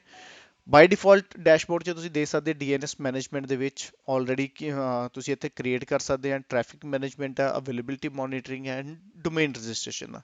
ਅਗਰ ਤੁਸੀਂ ਕਲਿੱਕ ਕਰੋਗੇ ਤਾਂ ਸਿੱਧਾ ਤੁਸੀਂ ਉਸੇ ਪਾਰਟਿਕੂਲਰ ਜਗ੍ਹਾ ਦੇ ਵਿੱਚ ਚਲੇ ਜਾਓਗੇ, ਠੀਕ ਹੈ। ਅਵੇ ਹੁਣ ਜਿੱਦਾਂ ਮੈਂ ਇੱਥੇ ਕ੍ਰੀਏਟ ਹੋਸਟਡ ਜ਼ੋਨ ਕਰਦਾ ਤਾਂ ਇੱਥੇ ਚਲਾ ਜਾਏਗਾ ਡਾਇਰੈਕਟਲੀ ਹੋਸਟਡ ਜ਼ੋਨ ਦੇ ਅੰਦਰ, ਠੀਕ ਹੈ। ਹੁਣ ਮੈਂ ਇੱਥੇ ਹੋਸਟਡ ਜ਼ੋਨ ਤੁਹਾਨੂੰ ਦਿਖਾਣਾ ਕਿੱਥੇ ਕੀ ਹੈ। ਹੁਣ ਤੁਸੀਂ ਕੋਈ ਵੀ ਵੈਬਸਾਈਟ ਬਣਾਣੀ ਹੈ, ਤੁਸੀਂ ਹੋਸਟਡ ਜ਼ੋਨ ਦੇ ਅੰਦਰ ਜਾ ਕੇ ਉਹਨੂੰ ਰਜਿਸਟਰਡ ਕਰਨਾ, ਠੀਕ ਹੈ। Create hosted zone, now create it. ਮੰਨ ਲਓ ਤੁਹਾਡਾ ਇੱਥੇ ਜਿਹੜੀ ਤੁਸੀਂ ਡੋਮੇਨ ਤੁਸੀਂ ਬਣਾ ਰਹੇ ਆ, ਉਹ ਇੱਥੇ ਲਿਖਣਾ exainfotech.tk, ਠੀਕ ਹੈ। ਹੁਣ ਦੁਬਾਰਾ ਦੇਖ ਲਓ ਤੁਸੀਂ ਕਿਹੜਾ ਬਣਾਇਆ, exainfotech.tk, ਤਾਂ ਮੈਂ ਇਹਨੂੰ ਇੱਥੇ ਰਜਿਸਟਰਡ ਕਰਨ ਲੱਗਾ, ਠੀਕ ਹੈ। .tk ਨਾਮ ਦਿੱਤਾ, ਮਾਈ ਵੈਬ ਸਰਵਰ ਜਾਂ ਡੋਮੇਨ, ਕੁਝ ਵੀ ਲਿਖ ਦਿਓ, ਉਹਦਾ ਡਿਸਕ੍ਰਿਪਸ਼ਨ ਹੈ ਜਸਟ। ਹੁਣ ਇੱਥੇ ਦੋ ਆ ਕਿ ਇਹਨੂੰ ਪਬਲਿਕਲੀ ਅਵੇਲੇਬਲ ਰੱਖਣਾ ਜਾਂ ਪ੍ਰਾਈਵੇਟਲੀ ਰੱਖਣਾ। ਪਬਲਿਕ ਅਵੇਲੇਬਲ ਉਹ ਹੁੰਦਾ ਜਿਵੇਂ ਕਿ ਕਿਤੋਂ ਵੀ ਕੋਈ ਤੁਸੀਂ ਯੂਜ਼ ਕਰ ਸਕਦੇ ਪਬਲਿਕਲੀ। ਪ੍ਰਾਈਵੇਟਲੀ ਹੁੰਦਾ ਕਈ ਜਿੱਦਾਂ ਸਾਈਟਸ ਹੁੰਦੀਆਂ ਇੰਟਰਨਲ, ਜਿੱਦਾਂ ਤੁਹਾਡੀ ਪੇਰੋਲ ਆ, ਪੇਰੋਲ ਵਗੈਰਾ ਸਾਈਟ ਤੁਹਾਡੀ ਇੰਟਰਨਲ ਯੂਜ਼ ਵਾਸਤੇ ਹੁੰਦੀ ਹੈ, ਬਾਹਰ ਵਾਸਤੇ ਨਹੀਂ ਹੁੰਦੀ, ਠੀਕ ਹੈ। ਉਹਨਾਂ ਨੂੰ ਕਈ ਵਾਰ ਉਹ ਪ੍ਰਾਈਵੇਟ ਹੋਸਟਡ ਕਰ ਦਿੰਦੇ ਆ, ਠੀਕ ਹੈ। ਤੁਸੀਂ ਇੱਥੇ ਕ੍ਰੀਏਟ ਕਰ ਦਿਓ, ਬਸ ਤੁਹਾਡਾ DNS ਹੋਸਟਿੰਗ ਜਨਰੇਟ ਹੋ ਗਈ। ਤੁਹਾਨੂੰ ਕੁਝ ਨਹੀਂ ਕਰਨ ਦੀ ਲੋੜ, ਆਪਰੇਟਿੰਗ ਸਿਸਟਮ ਕੁਝ ਨਹੀਂ ਬਣਾਉਣ ਦੀ ਲੋੜ। ਹੁਣ ਦੇਖੋ ਜਦੋਂ ਵੀ ਤੁਸੀਂ ਇੱਥੇ ਇੱਕ ਬਣਾਇਆ ਆਪਣਾ, ਰਜਿਸਟਰਡ ਕੀਤਾ, ਨੋਟ ਮਤਲਬ ਬਣਾਉਣਾ ਵੀ ਨਹੀਂ ਕਹਿ ਸਕਦਾ ਮੈਂ, ਜਸਟ ਰਜਿਸਟਰਡ ਕੀਤਾ ਡੋਮੇਨ, ਉਹਨੇ ਕੀ ਕੀਤਾ, AWS ਨੇ ਤੁਹਾਨੂੰ ਦੋ ਐਂਟਰੀਆਂ ਦਿੱਤੀਆਂ, ਠੀਕ ਹੈ। ਪਹਿਲੀ ਐਂਟਰੀ, ਓਕੇ, ਦ ਫਸਟ ਉਹਨੇ ਕੀ ਕੀਤਾ, ਤੁਹਾਨੂੰ ਨੇਮ ਸਰਵਰ ਦੇਤਾ। ਨੇਮ ਸਰਵਰ 4 ਰਿਕਾਰਡ ਤੁਹਾਨੂੰ ਦਿੱਤੇ। ਇਹ 4 ਰਿਕਾਰਡ ਕਿਉਂ ਦਿੰਦੇ ਆ, ਵਰਲਡ ਵਾਈਡ ਦਿੰਦੇ 4 ਰਿਕਾਰਡ। ਅਗਰ ਬਾਈ ਚਾਂਸ ਇੱਕ ਸਰਵਰ ਡਾਊਨ ਹੈ, ਇੱਕ ਕੰਟਰੀ 'ਚ ਡਾਊਨ ਹੈ, ਇੱਕ UK ਦਾ ਹੈ, ਇੱਕ ਕਿਤੇ ਹੋਰ ਹੋਏਗਾ, ਕਿਸੇ ਹੋਰ ਕੰਟਰੀ 'ਚ ਹੋਏਗਾ, ਇੱਕ ਕਿਸੇ ਹੋਰ ਕੰਟਰੀ 'ਚ ਹੋਏਗਾ, ਤਾਂ ਕਿ ਉਹਨੂੰ ਨੀਅਰੈਸਟ ਰਿਕੁਐਸਟ ਕਿਤੋਂ ਵੀ ਮਿਲ ਸਕੇ, ਆਨਸਰ ਮਿਲ ਸਕੇ। ਮੰਨ ਲਓ ਕੋਈ UK ਵਾਲਾ ਕਰ ਰਿਹਾ ਤਾਂ UK ਦੇ DNS ਤੋਂ ਵੀ ਰਿਜ਼ੋਲਵ ਕਰ ਸਕਦਾ। ਅਗਰ ਕੋਈ ਆਸਟ੍ਰੇਲੀਆ ਤੋਂ ਕਰ ਰਿਹਾ, ਆਸਟ੍ਰੇਲੀਆ ਦਾ, ਕੋਈ ਸਿੰਗਾਪੁਰ ਤੋਂ ਕਰ ਰਿਹਾ, ਸਿੰਗਾਪੁਰ ਦਾ, ਠੀਕ ਹੈ। ਇਸ ਤਰ੍ਹਾਂ ਮਲਟੀਪਲ ਰੀਜਨਸ ਦੇ ਵਿੱਚ ਤੁਹਾਡਾ DNS ਇੱਕ ਇੱਕ ਕਨਫੀਗਰ ਹੋ ਜਾਂਦਾ। ਹੁਣ ਇਹ 4 DNS ਨੂੰ ਪਤਾ ਹੋਏਗਾ ਇਹ ਜਿਹੜਾ exainfotech.tk ਆ, ਉਹਦੇ IP ਐਡਰੈਸ ਉਹਦਾ ਕੀ ਆ, ਠੀਕ ਹੈ। ਹੁਣ ਅਸੀਂ ਕਿੱਦਾਂ ਯੂਜ਼ ਕਰਨਾ ਇਹਨੂੰ, ਇਹ ਚਾਰੋਂ DNS ਨੂੰ ਅਸੀਂ ਕਾਪੀ ਕਰਦੇ ਆ, ਠੀਕ ਹੈ। ਮੈਂ ਚਾਰੋਂ DNS ਨੂੰ ਕਾਪੀ ਕਰਦਾ, ਇਹ ਸਟੈਪ ਡਿਫਰੈਂਟ ਆ। ਇਹ ਸਟੈਪ ਮਤਲਬ Amazon ਨਾਲ ਰਿਲੇਟਡ ਨਹੀਂ, ਇਹ ਤੁਹਾਡੇ ਪ੍ਰੈਕਟੀਕਲ ਵਾਸਤੇ ਰਿਲੇਟਡ ਆ। ਅਸੀਂ ਇੱਥੇ ਆਵਾਂਗੇ। ਇੱਥੇ ਮੈਂ ਹੁਣ ਇੱਕ ਇੱਕ ਕਰਕੇ ਇਹ ਸਾਰੇ ਵੈਬ ਸਰਵਰ ਮੈਂ ਇੱਥੇ ਪਾ ਦਿੰਦਾ ਫ੍ਰੀ ਨੋਮ ਚ, ਕਿਉਂਕਿ ਅਸੀਂ ਖਰੀਦੇ ਸੀਗੇ, ਅਸੀਂ ਫ੍ਰੀ ਨੋਮ ਤੋਂ। ਹੁਣ ਜਿਹੜਾ ਮੇਰਾ ਵੈਬ ਸਰਵਰ ਉਹਦਾ DNS ਸਰਵਰ ਦਾ, ਉਹ ਮੈਂ Amazon ਦੇ ਉਠਾ ਕੇ ਇੱਥੇ ਪਾਤੇ, ਤਾਂ ਕਿ ਜਦੋਂ ਵੀ ਰਿਕੁਐਸਟ ਆਏਗੀ,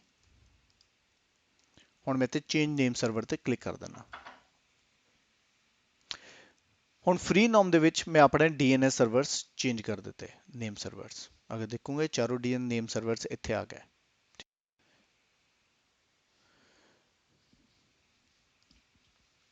ਹੁਣ ਆਪਾਂ ਨੈਕਸਟ ਕਰਦੇ ਹਾਂ, ਰਾਊਟ 53 ਤੇ ਦੁਬਾਰਾ ਆਇਆ। ਹੁਣ ਇਹਦੇ ਵਿੱਚ ਇੱਕ ਹੋਰ ਐਂਟਰੀ ਹੈ SOA। What is SOA? Start of Authority। ਜਦੋਂ ਵੀ ਤੁਸੀਂ ਨਵਾਂ DNS ਬਣਾਉਂਦੇ ਆ, ਇਹ ਐਂਟਰੀਜ਼ ਇੰਪੋਰਟੈਂਟ, ਦੋ ਐਂਟਰੀਜ਼ ਬਾਈ ਡਿਫਾਲਟ ਚਾਹੀਦੀ ਹੈ। ਚਾਹੇ ਤੁਸੀਂ ਆਪਣਾ DNS ਬਣਾ ਲਓ, ਚਾਹੇ ਮੈਨੇਜ DNS ਲੈ ਲਓ, ਕਿਤੇ ਵੀ ਲੈ ਲਓ। SOA is very important, start of authority, ਜਿਹਦੇ ਵਿੱਚ ਲਿਖਿਆ ਹੁੰਦਾ ਆ ਕਿ ਤੁਹਾਡਾ DNS ਸਰਵਰ, ਤੁਹਾਡਾ ਇਹ ਲਿਖਿਆ ਹੁੰਦਾ ਕਿੰਨਾ ਟਾਈਮ ਪੀਰੀਅਡ ਹੈ, ਸੀਰੀਅਲ ਨੰਬਰ ਕਿੰਨਾ ਆ, TTL ਵੈਲਿਊ ਕਿੰਨੀ ਹੈ, ਉਹ ਸਾਰੀਆਂ ਚੀਜ਼ਾਂ ਇੱਥੇ ਲਿਖੀਆਂ ਹੁੰਦੀਆਂ। ਠੀਕ ਹੈ, ਇਹ ਬਾਈ ਡਿਫਾਲਟ ਹੈ। ਠੀਕ ਹੈ, ਤੁਸੀਂ ਇਹਨੂੰ ਚੇਂਜ ਕਰਨਾ ਚਾਹੁੰਦੇ ਹੋ, ਐਡਿਟ ਰਿਕਾਰਡਸ, ਜਿੱਦਾਂ ਕੁਝ ਕੰਪਨੀਆਂ ਦੇ ਵਿੱਚ ਤੁਸੀਂ TTL ਵੈਲਿਊ ਚੇਂਜ ਕਰਨਾ ਚਾਹੁੰਦੇ ਹੋ ਤਾਂ ਤੁਸੀਂ ਇਹਨੂੰ ਕਰ ਸਕਦੇ ਹੋ। ਹੁਣ ਇਹ ਹੋ ਗਿਆ, ਅਸੀਂ ਇੱਕ ਨਵਾਂ ਆਪਣਾ ਡੋਮੇਨ ਇੱਥੇ ਰਜਿਸਟਰਡ ਕੀਤਾ, ਹੋਸਟਡ ਜ਼ੋਨ ਰਜਿਸਟਰਡ ਕੀਤਾ। ਨਵਾਂ ਇੱਥੇ ਕ੍ਰੀਏਟ ਰਿਕਾਰਡ ਕਰੋ। ਅਸੀਂ ਪਹਿਲਾਂ ਇਹ ਰਿਕਾਰਡ ਕ੍ਰੀਏਟ ਕਰਾਂਗੇ।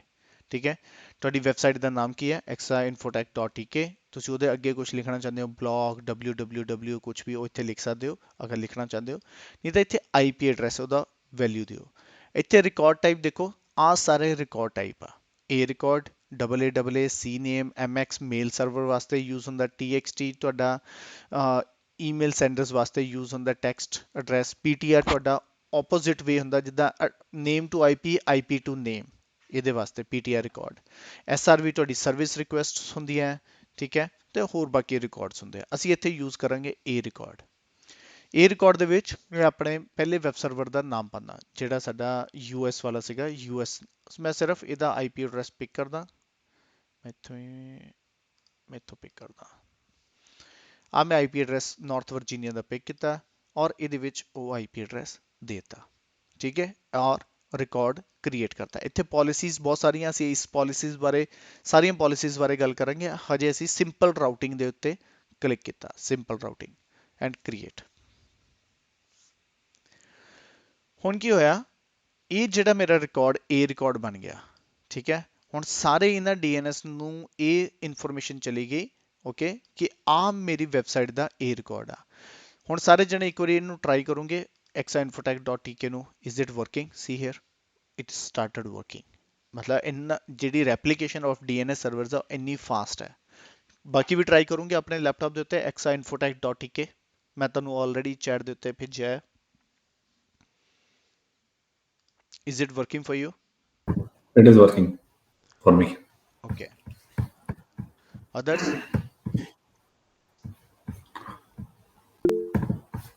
Okay, ਮਨਜਿੰਦਰ ਵਾਸਤੇ ਵੀ ਵਰਕਿੰਗ ਆ। ਠੀਕ ਹੈ, ਹੁਣ ਤੁਸੀਂ ਇਹ ਦੇਖੋ ਕਿ ਕੀ ਹੋਇਆ। ਆਪਾਂ ਨੇ Yes, it's ਇੱਕ working for me too. Good. So Exa Infotech ਅਸੀਂ ਇੱਕ ਡੋਮੇਨ ਰਜਿਸਟਰ ਕੀਤਾ। ਰਾਊਟ 50 ਦੇ ਵਿੱਚ ਮੈਂ ਜਾ ਕੇ ਐਂਟਰੀ ਕੀਤੀ ਉਹਦੀ। ਠੀਕ ਹੈ, ਰਾਊਟ 53 ਨੇ ਮੈਨੂੰ ਦੋ ਚੀਜ਼ਾਂ ਬਾਈ ਡਿਫਾਲਟ ਦਿੱਤੀਆਂ। ਠੀਕ ਹੈ, ਮੈਨੂੰ ਇੱਕ ਉਹਨਾਂ ਨੇ DNS ਦਿੱਤਾ। ਠੀਕ ਹੈ, DNS ਰਿਕਾਰਡਸ ਦਿੱਤੇ ਸਾਰੇ DNS। ਦੂਸਰਾ ਉਹਨਾਂ ਨੇ ਮੈਨੂੰ ਇੱਕ SOA ਰਿਕਾਰਡਸ ਦਿੱਤੇ। ਠੀਕ ਹੈ, ਜਦੋਂ ਕ੍ਰੀਏਟ ਹੋਇਆ। ਹੁਣ ਜਿਹੜੇ DNS ਸੀਗੇ, ਇਹ ਮੈਂ ਆਪਣੇ ਸਰਵਿਸ ਪ੍ਰੋਵਾਈਡਰ ਨੂੰ ਦੇਤੇ, ਜਿੱਥੋਂ ਮੈਂ ਡੋਮੇਨ ਰਜਿਸਟਰਡ ਕਰਾਇਆ ਸੀਗਾ। ਠੀਕ ਹੈ, ਇਨ ਮਾਈ ਕੇਸ ਇਹ ਸੀਗਾ ਫ੍ਰੀ ਨੋਮ। ਮੈਂ ਉੱਥੇ ਜਾ ਕੇ ਆਹ DNS ਦੀ ਜਿਹੜੀ ਵੈਲਿਊਜ਼ ਆ ਚੇਂਜ ਕਰਾਤੀ ਫ੍ਰੀ ਨੋਮ ਤੇ ਜਾ ਕੇ। ਠੀਕ ਹੈ, ਫ੍ਰੀ ਨੋਮ ਤੇ ਗਿਆ, DNS ਨੂੰ ਚੇਂਜ ਕਰਾਤਾ। ਹੁਣ ਮੈਂ ਰਾਊਟ 53 ਦੇ ਵਿੱਚ ਰਾਊਟਿੰਗ ਦਿੱਤੀ। ਬਾਈ ਡਿਫਾਲਟ ਮੇਰੀਆਂ ਸਾਰੀਆਂ ਰਿਕੁਐਸਟ ਕਿੱਥੇ ਚਲੇ ਜਾਏ? ਇੱਕ ਨਾਰਥ ਵਰਜੀਨੀਆ ਦੇ ਵਿੱਚ ਚਲੇ ਜਾਏ, ਇਹਦੇ ਵਿੱਚ US 'ਚ। ਠੀਕ ਹੈ, ਹੁਣ ਜਦੋਂ ਵੀ ਤੁਸੀਂ ਇੱਥੇ ਕਲਿੱਕ ਕਰੋਗੇ, ਤੁਹਾਡੀ ਵੈਬਸਾਈਟ ਦੇ ਵਿੱਚ ਉਹੀ ਵੈਬ ਸਰਵਰ ਖੁੱਲੇਗਾ ਜਿਹੜਾ ਮੈਂ ਇੱਥੇ ਬਣਾਇਆ ਸੀਗਾ ਇਸ IP ਐਡਰੈਸ ਤੇ। ਠੀਕ ਹੈ, ਹੁਣ ਇਹਦਾ ਕੀ ਆ, ਇਸ IP ਐਡਰੈਸ ਦੇ ਉੱਤੇ ਰਿਕੁਐਸਟ ਜਾਣੀ ਸ਼ੁਰੂ ਹੋ ਗਈ। ਠੀਕ ਹੈ, ਤਾਂ ਰਾਊਟ 53 ਦੇ ਵਿੱਚ, ਸੌਰੀ, ਇੱਧਰ ਜਾਣੀ ਸ਼ੁਰੂ ਹੋ ਗਈ। ਹੁਣ ਇਹਨੂੰ ਤੁਸੀਂ ਕਹਿ ਸਕਦੇ ਆ A ਰਿਕਾਰਡ, ਠੀਕ ਹੈ। ਐਕਸਾ ਇਨਫੋਟੈਕ ਦਾ A ਰਿਕਾਰਡ ਕਿੱਧਰ ਨੂੰ ਗਿਆ, ਠੀਕ ਹੈ, ਆਹ ਵਾਲੇ ਪਾਸੇ ਚਲਾ ਗਿਆ, ਠੀਕ ਹੈ, ਇਹਨੂੰ ਕਹਿੰਦੇ A ਰਿਕਾਰਡ। ਨਾਓ ਇਹ ਸੀਗਾ ਸਾਡੀ ਬੇਸਿਕ ਰਾਊਟਿੰਗ, ਠੀਕ ਹੈ, ਸਿੰਪਲ ਰਾਊਟਿੰਗ। ਹੁਣ ਅਸੀਂ ਇਹਦੇ ਵਿੱਚ ਬਹੁਤ ਸਾਰੀਆਂ ਡਿਫਰੈਂਟ ਟਾਈਪਸ ਦੀਆਂ ਰਾਊਟਿੰਗਸ ਹੈ, ਇੱਥੇ ਤੱਕ ਕਲੀਅਰ ਹੋ ਗਿਆ। Then we will start discussing about the other routings. Any question till now? मेरी तरफ से तो नहीं है। ਓਕੇ, ਹੁਣ ਅਸੀਂ ਅੰਡਰਸਟੈਂਡ ਕਰਦੇ ਹਾਂ ਡਿਫਰੈਂਟ ਰਾਊਟਿੰਗ ਪੋਲਿਸੀਜ਼ ਕੀ ਹੁੰਦੀਆਂ। ਹੁਣ ਪਹਿਲਾਂ ਤੁਸੀਂ ਇਹ ਅੰਡਰਸਟੈਂਡ ਕਰੋ ਕਿ ਰਿਕੁਐਸਟ ਰਾਊਟ 53 ਤੱਕ ਕਿੱਦਾਂ ਆਉਂਦੀ ਹੈ। Route 53 is a internet specific ਤੁਸੀਂ ਹੁਣ ਦਿੱਤਾ ਹੋਇਆ, ਠੀਕ ਹੈ, ਪਬਲਿਕ ਫੇਸਿੰਗ ਆ। ਜਦੋਂ ਵੀ ਕੋਈ ਵੀ ਰਿਕੁਐਸਟ ਆਏਗੀ, ਹੁਣ ਕਿਹਨੂੰ ਕਿੱਦਾਂ ਪਤਾ ਕਿ ਐਕਸਾ ਇਨਫੋਟੈਕ ਤੁਹਾਡੇ ਰਾਊਟ 53 ਤੇ ਆ? ਤੁਸੀਂ ਇਹ ਸੋਚ ਕੇ ਦੇਖੋ, ਠੀਕ ਹੈ, ਕਿ ਤੁਹਾਡੀ ਰਿਕੁਐਸਟ ਨੂੰ ਪਤਾ ਲੱਗੇਗਾ ਕਿ ਇਹ ਰਾਊਟ 53 ਤੇ ਆ? Anybody try. ਤੁਹਾਡੇ ਪਬਲਿਕ ਡੀਐਨਐਸ ਤੇ ਆ, ਤੁਹਾਡੇ ਡੇਟਾ ਸੈਂਟਰ ਦੇ ਵਿੱਚ ਆ, ਤੁਹਾਡੇ ਘਰ ਦੇ ਵਿੱਚ ਆ, ਕਿੱਦਾਂ ਪਤਾ ਲੱਗਦਾ ਉਹਨੂੰ? बिकॉज हमने उसे पब्लिकली किया है। ਰਾਈਟ, ਅਸੀਂ ਉਹਨੂੰ ਪਬਲਿਕਲੀ ਕੀਤਾ ਆ, ਉਹਦਾ ਡੀਐਨਐਸ ਐਡਰੈਸ ਦਿੱਤਾ ਆ, ਠੀਕ ਹੈ। ਉਹਨੂੰ ਕੋਈ ਮਤਲਬ ਨਹੀਂ ਹੈ ਉਹ ਕਿੱਥੇ ਹੋਸਟਡ ਆ, ਉਹ ਤੁਹਾਡੇ ਘਰ 'ਚ ਹੋਸਟਡ ਆ, ਤੁਹਾਡੇ ਮੀਨਸ ਉਹ ਜੀਸੀਪੀ 'ਚ ਹੋਸਟਡ ਆ, ਉਹ ਤੁਹਾਡੇ ਉਹ ਐਜਿਓਰ 'ਚ ਹੋਸਟਡ ਹੈ ਜਾਂ ਐਮਾਜ਼ਨ 'ਚ ਹੋਸਟਡ ਹੈ, ਡਜ਼ਨਟ ਮੈਟਰ। ਮੈਟਰ ਕੀ ਕਰ ਰਿਹਾ ਇੱਥੇ ਕਿ all the request will come to route 53, ਠੀਕ ਹੈ, ਇਸ ਇੱਥੇ ਤੱਕ, ਠੀਕ ਹੈ। ਇਟਸ ਨਾਟ ਅਬਾਊਟ, ਮੈਂ ਇੱਥੇ ਇੰਟਰਨੈਟ ਵੀ ਬਣਾ ਦਿੰਦਾ, ਕਿ ਸਾਰੀਆਂ ਰਿਕੁਐਸਟ ਸਾਨੂੰ ਇੰਟਰਨੈਟ ਦੇ ਥਰੂ ਆਉਂਦੀਆਂ। ਹੁਣ ਇੰਟਰਨੈਟ ਕੀ ਕਹਿੰਦਾ ਕਿ ਓਕੇ ਮੈਨੂੰ ਇੱਕ ਰਿਕੁਐਸਟ ਚਾਹੀਦੀ ਹੈ, ਠੀਕ ਹੈ, ਐਕਸਾ ਇਨਫੋਟੈਕ ਦੀ, ਮੈਨੂੰ .tk ਇਹ ਕਿੱਥੇ ਆ, ਇਹ ਲੱਭਣ ਵਾਸਤੇ ਉਹ ਸਾਰੇ ਡੀਐਨ ਦੇਖਦਾ ਪਿਆ .tk ਦੇ ਟੌਪ ਲੈਵਲ ਡੋਮੇਨ ਕੋ ਜਾਂਦਾ, ਠੀਕ ਹੈ। .tk ਕਿੱਦਾਂ, ਇਸ .tk ਦੀਆਂ ਸਾਰੀਆਂ ਸਾਈਟਸ ਕਿੱਥੇ ਹੁੰਦੀਆਂ? .tk ਦੇ ਟੌਪ ਲੈਵਲ ਡੋਮੇਨ ਦੇ ਵਿੱਚ। ਟੌਪ ਲੈਵਲ ਡੋਮੇਨ ਕਹਿੰਦਾ ਓਕੇ ਕਿ ਐਕਸਾ ਇਨਫੋਟੈਕ ਦਾ ਜਿਹੜਾ ਵੀ ਤੁਸੀਂ ਕਹਿ ਸਕਦੇ ਹੋ ਕਿ ਐਕਸਾ ਇਨਫੋਟੈਕ ਦਾ ਜਿਹੜਾ ਵੀ ਉੱਥੇ ਨੇਮ ਦਿੱਤਾ ਹੋਇਆ A ਰਿਕਾਰਡ, ਠੀਕ ਹੈ, where it will go, it is there already in this DNS server, ਠੀਕ ਹੈ। ਇਸ DNS ਸਰਵਰਸ ਕੋਲ ਆਲਰੇਡੀ ਇਸ ਦਾ ਐਡਰੈਸ ਹੈਗਾ ਆ, ਠੀਕ ਹੈ।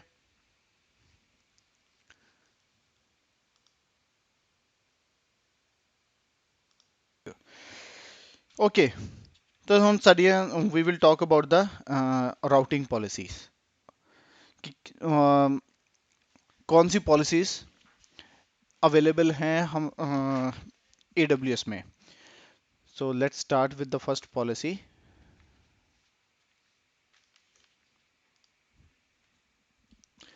सिंपल राउटिंग, जो हमने अभी कंप्लीट किया था कि पहला रिकॉर्ड दिया था सिंपल राउटिंग में। अभी हम इस रिकॉर्ड को मैं डिलीट करता हूं, ठीक है, डिलीट द रिकॉर्ड। अब हम सेकंड पॉलिसी के ऊपर स्टडी करेंगे पहले। So let's talk about the fail over, ठीक है। फेल ओवर पॉलिसी रहेगी जैसे कि एक पर्टिकुलर चल रहा है, ठीक है, और दूसरा मींस एक्टिव एंड पैसिव। इसमें एक्टिव होता है कि एवरी टाइम एक सर्वर आपका हमेशा चलता रहेगा। फॉर एग्जांपल किसी ने रिडंडेंसी बना रखी है कि मेरा मेन सर्वर यूएस में है, बट अगर मान लो इस पर्टिकुलर यूएस में ये सर्वर डाउन हो जाए, उस कंडीशन में सारी की सारी ट्रैफिक मुंबई की तरफ चली जाएगी, ठीक है। That is called the fail over. अगर मुंबई में है तो उसका मान लो सिंगापुर में चली जाएगी। ऐसे आप फेल ओवर डिफाइन कर सकते हो अपनी कंपनी के लिए, ठीक है। उसके बाद एक अदर राउटिंग है weighted routing. Multiple associate multiple resources with same DNS name and type, each record set to weight and ID. इसमें क्या होता है वेटेड में कि मान लो, पहले यूज केस समझ लेते हैं इसका भी। यूज केस है, आपने यूएस में एक वेबसाइट बनाई, ठीक है, आपका जैसे exainfotech.tk है।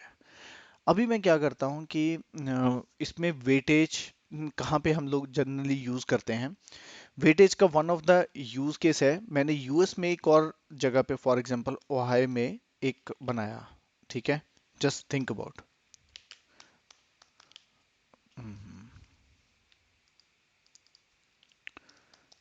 चलो मुंबई में मैं इसी में रहने देता हूँ। ओके, तो यहाँ पे मुंबई और यूएस है, तो मैं चाहता हूँ कि मेरी 20% ट्रैफिक इधर आए और 80% ट्रैफिक इधर जाए। 80%। अभी ये किन यूज केसेस में होता है? पहला यूज केस होता है, मान लो मैंने एक नई, ऑलरेडी वेबसाइट चल रही है बट अभी नया कुछ बनाया है, पूरा नया जीयूआई, डिफरेंट ऑप्शंस, सब कुछ। तो मैं क्या करता हूँ, 20% ट्रैफिक उधर भेज देता हूँ नई वेबसाइट पे, सिर्फ 20%। और मैं जानना चाहता हूँ लोगों का व्यू क्या है। लोग ये तो नहीं बोलते नहीं यार ये तो बहुत ही गंदा यूआई है, ट्रैफिक चल नहीं रही, मेरी रिक्वेस्ट नहीं आ रही, ठीक है, कुछ भी प्रॉब्लम हो सकती है। तो उन कंडीशन में क्या करते हैं कंपनीज, पहले 20% ट्रैफिक को ही रिलीज करते हैं न्यू वेब सर्वर। मान लो ये तुम्हारा बिल्कुल न्यू सर्वर है, न्यू वेब सर्वर। दूसरे में ओल्ड में 80% ट्रैफिक रहती है, तो अभी तुम्हारे 80% यूजर सेटिस्फाइड रहेंगे, ओके, और सिर्फ 20% को ही प्रॉब्लम आ सकती है मैक्सिमम। पहला तो यूज केस ये हो गया। अगर ये 20% यूजर हैप्पी हैं तो तुम फिर 100% ट्रैफिक इधर को मूव कर सकते हो। तो पहला केस तो वेटेड में हम ऐसे यूज कर लेते हैं कि हमें वेटेज दे देते हैं कि किस में कितने परसेंट ट्रैफिक को मूव करना है, ठीक है। तो ऐसे ही अगर आपके पास इंटरनल आपको टेस्ट करना हो, जैसे हम लोग टेस्ट करते हैं डीआर में, डिजास्टर रिकवरी, उसमें क्या होता है कि हर साल जरूरी नहीं है डीआर हो, लेकिन हम टेस्ट जरूर करते हैं। तो उस टेस्टिंग के टाइम पे भी हम यही करते हैं। मान लो मेरा मुंबई सर्वर है, ठीक है, और मेरा डीआर है सिंगापुर में। डीआर मतलब जब भी इंडिया सर्वर नहीं चलेगा तो डीआर चले, तो उसमें हर साल 20% ट्रैफिक डाल के देख लेते हैं कि मेरा वेब सर्वर, मेरे लिंक्स, सब कुछ वर्क कर रहा है या नहीं कर रहा है। तो उस कंडीशन में भी हम वेटेड पॉलिसीज को यूज करते हैं, ठीक है। तो let me start with the weighted itself. Fail over हम लास्ट में करते हैं। मैं क्रिएट रिकॉर्ड करता हूं।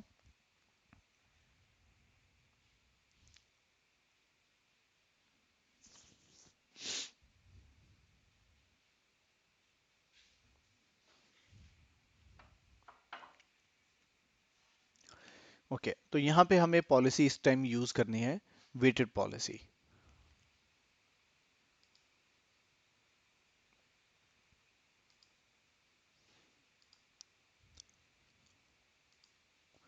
तो यहाँ पे देना है weight can be number between 0 to 255। तो मैं इसको आईपी देता हूं यहाँ पे,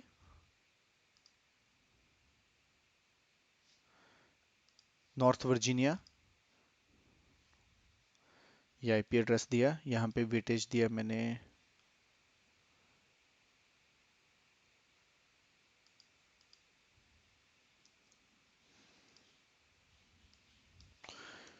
20, ठीक है। इसका रिकॉर्ड आईडी आप दे सकते हो, कोई भी नाम नंबर दे सकते हो, मैंने रिकॉर्ड आईडी 1 दे दिया। Add another record. दूसरा रिकॉर्ड मैं ऐड करता हूँ मुंबई का, ठीक है। इसका आईपी एड्रेस कॉपी किया, मुंबई का,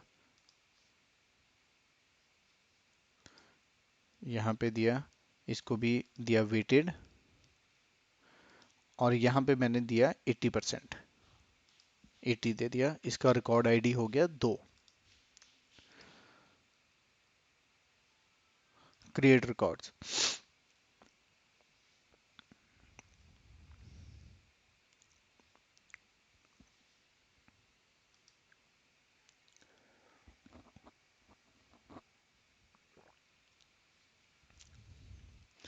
2080, ठीक है। तो ये अभी अभी हम टेस्ट करेंगे। तो मेरी 20% रिक्वेस्ट एक तरफ जाएगी और 80% रिक्वेस्ट एक तरफ जाएगी। तो कुछ लोगों की, जैसे मेरा अभी देखो इंडिया आ रहा है, इंडिया मुंबई, यूएस से इंडिया मुंबई आना शुरू हो गया। You can also check, it will, for some people it will come India, some people it will come US. क्योंकि जो भी राउट 53 पे रिक्वेस्ट जाएगी उसमें 20% रिक्वेस्ट एक तरफ जाएगी और 80% रिक्वेस्ट एक तरफ जाएगी। तो मुंबई की तरफ 80% है, तो मेजरली मुंबई आएगा। Can you try as well? Yes, this is Mumbai now. Okay, तो ये आप वेटेड के थ्रू इसको ट्रैफिक को मूव कर सकते हैं, ठीक है। उसके बाद पॉलिसी आती है हमारे पास,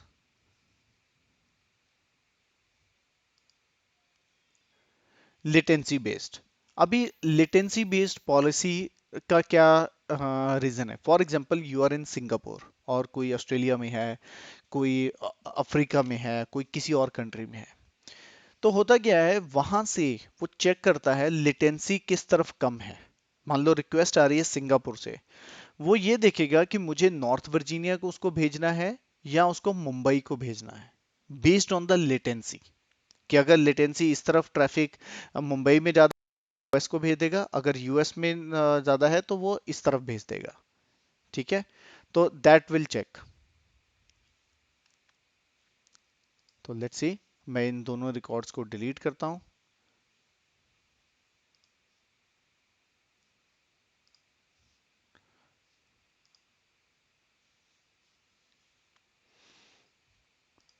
क्रिएट रिकॉर्ड,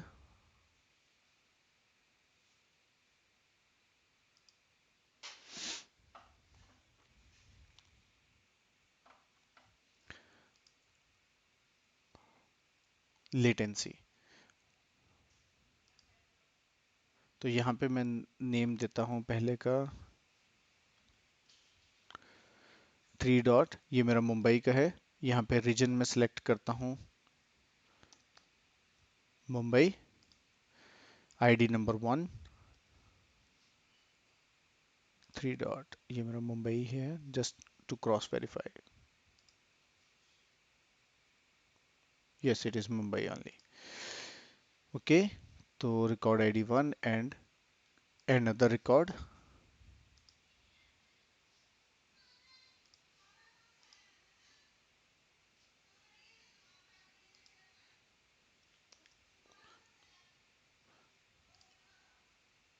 तो यहाँ पे भी लेटेंसी यूएस।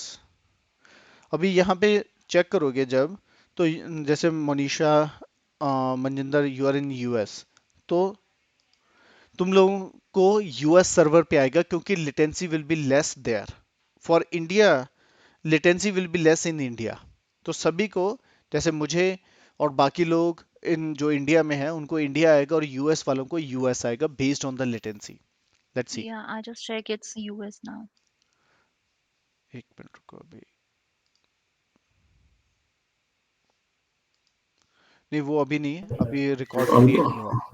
वो That's what I क्योंकि was thinking. हाँ, Yeah. पिछला बार वो पिछले के रिकॉर्ड की वजह से ही है। अभी अभी सेव्ड है। Try now.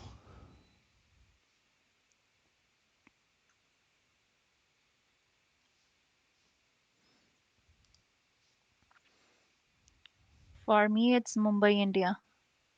It's not US. Refresh करो एक बार।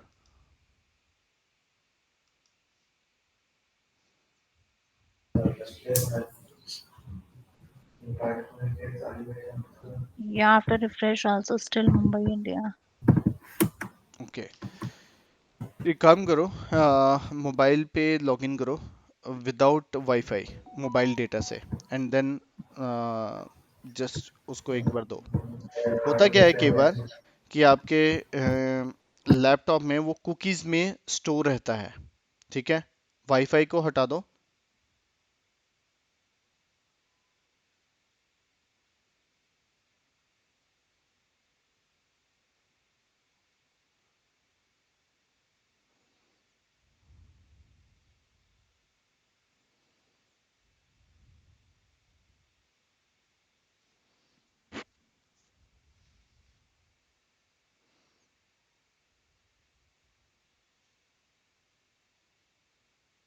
For me, it's Mumbai. It's my web server in India, Mumbai. हम्म, मनजिंदर तुम्हारे लिए क्या आ रहा है?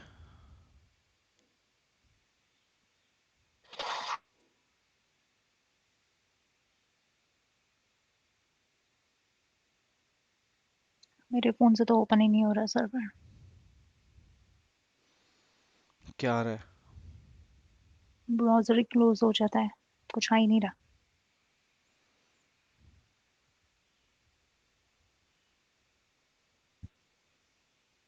फोन से करने से क्या हो रहा है कि फोन से वो उस पर जाएगा, गूगल चलाया रहा लेकिन उस पर जा नहीं रहा। Let me try again. मुझे तो चल रहा है। उसमें कंटिन्यू साइड करना है, तुम्हें गो बैक नहीं करना है। सर मेरे लिए यूएस है, ब्राउजर पे भी और फोन पे भी। या नाउ अब चला, यूएस आ रहा है हाँ। फोन से। But let me check wifi on करके ना। नहीं, वो वाईफाई में क्या होता है, हमारे में कुछ देर स्टोर रहती है इंफॉर्मेशन तुम्हारे वाईफाई डिवाइस में। जो तुम्हारे वाईफाई में, जैसे फॉर एग्जांपल उन्होंने सेटिंग कर रखी होगी, 5 मिनट के लिए वो कुकीज को सेव करके रखेगा कैशे में। ठीक है। जहां से आगे रिक्वेस्ट जाएगी, हो सकता है वहां पे दिया हो कि 15 मिनट्स वो स्टोर करके रखेगा। तो कई बार वो डिपेंड करता है, 1 मिनट 2 मिनट कितना दे रखा है, तो उतनी देर तक वो पुराना एड्रेस, उनको थोड़ा पता है कि टेस्टिंग कर रहे हैं ये लोग, हर 5 मिनट में आईपी बदल रहे हैं। ठीक है। तो वो चीज़ आ जाती है, इसीलिए मैंने बोला फोन पे के मोबाइल डेटा से एक बार ट्राई बट करो। मैंने अभी फोन से वाईफाई ऑन करके किया तो यूएस दिखा रहा है, राइट? और अगर मैंने लैपटॉप से किया वाईफाई यूज करके तो इंडिया दिखा रहा है।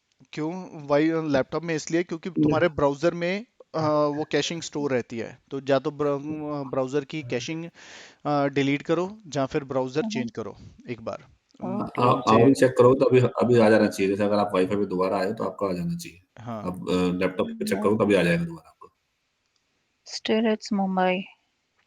तो कोई बात नहीं, तुम उसको सिर्फ चेंज, ब्राउजर चेंज करके देख लो। ठीक है, वैसे मैं समझ गई हूँ। हाँ। एक होता है जियो लोकेशन। अभी based on the Jio location, अभी लेटेंसी आपने देख लिया कि जो जिस कंट्री में है उसके हिसाब से वो लेटेंसी में देख लेगा। अभी आ जाता है जियो लोकेशन के हिसाब से मुझे माइग्रेट करना है डेटा। ठीक है ना। फॉर एग्जांपल, जो यूएस में है उनका यूएस जाना चाहिए डेफिनेटली, यूएस में वालों का यूएस जाना चाहिए, इंडिया वालों को इंडिया जाना चाहिए। तो ऑस्ट्रेलिया वालों का कहाँ जाना चाहिए? ठीक है, बेस्ड ऑन द लोकेशन। मैं चाहता हूँ ऑस्ट्रेलिया वालों का इंडिया आए, या ऑस्ट्रेलिया वालों का यूएस जाए, तो मैं वो भी डिफाइन कर सकता हूँ based on the Jio locations. ठीक है। ऑटोमेटिकली कैच नहीं करता अकॉर्डिंग डिस्टेंस? नहीं, और मैं दूंगा तो वो कैच करेगा ना। जैसे मैं ओके, जियो ठीक है। लोकेशन दूंगा, जियो लोकेशन का हाँ। क्या होता है कि वो तुम्हारा आईपी एड्रेस चेक करता है। आईपी एड्रेस में वो पर्टिकुलर नंबर्स जो होते हैं उसमें लिखा होता है, कंट्री कोड होता है एक, कि किस कंट्री से आ रहा है। ठीक है। तो उससे उसको पता लग जाता है। अभी मैं ये दोनों डिलीट करता हूँ।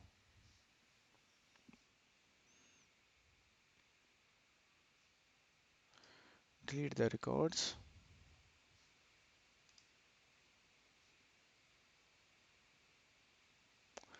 अभी इनके बदले में मैं नया रिकॉर्ड क्रिएट करता हूँ।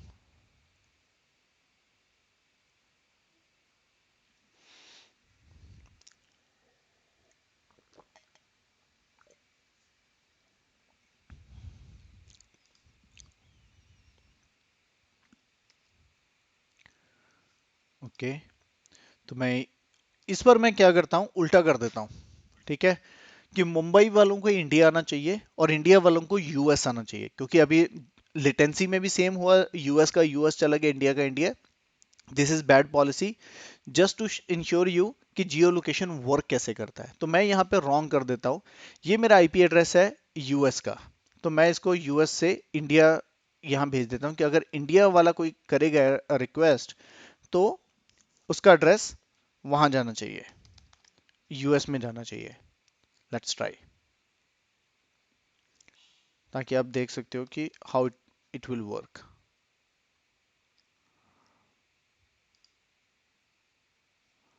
तो यहाँ रिकॉर्ड आईडी दिया 1, तो मैंने यहाँ लोकेशन सेलेक्ट कर दिया इंडिया। ठीक है। तो इंडिया का आईपी एड्रेस मैंने ये दे दिया, क्योंकि इंडिया से जो भी रिकॉर्ड क्रिएट कर दिया, कोई बात नहीं। Have to create another record.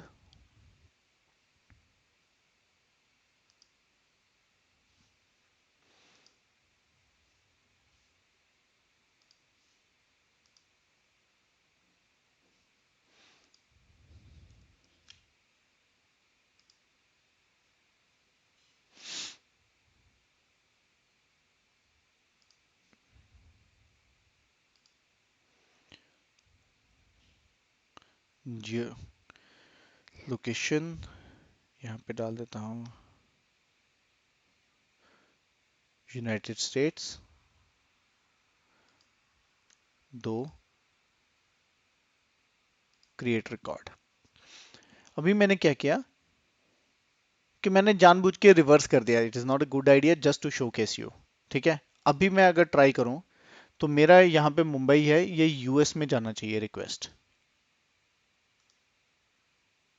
ये देखो अपने आप चेंज हो गया, it is my web server in US.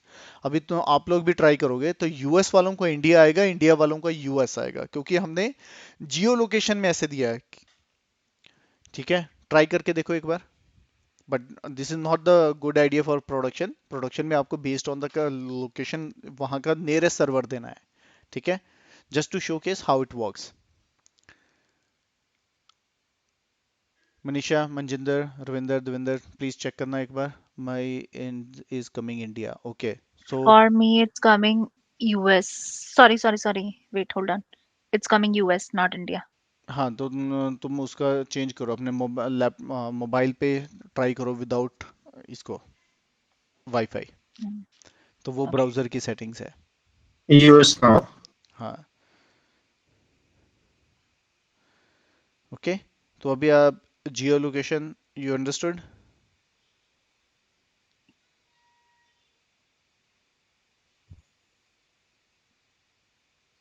Yeah, from mobile, it's coming India, but I'm using Wi-Fi only.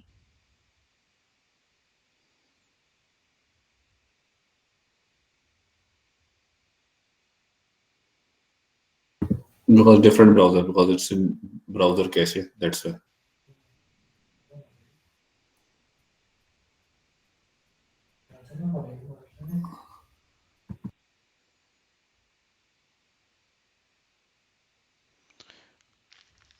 क्या हुआ?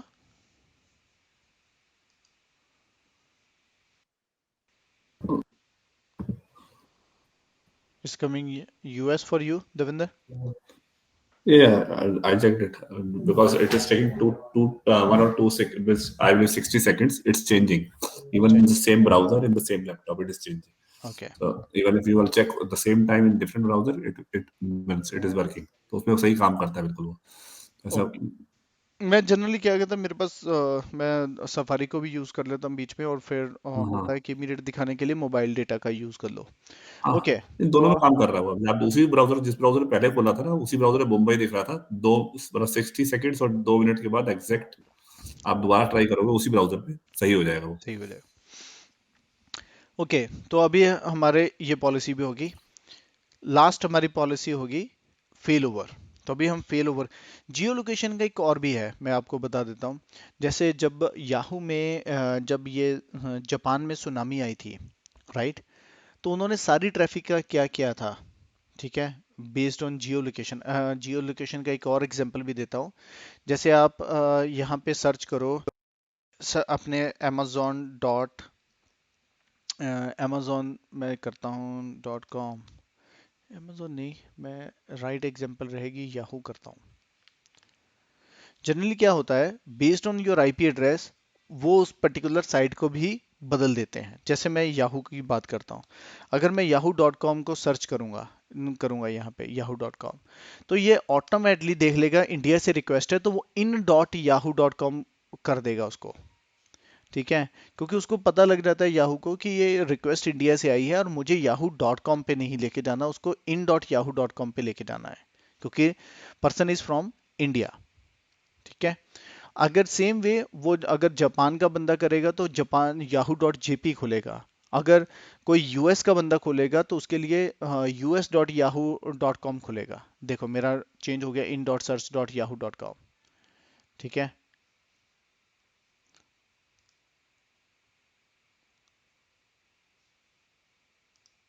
तो ऐसे ही अगर आप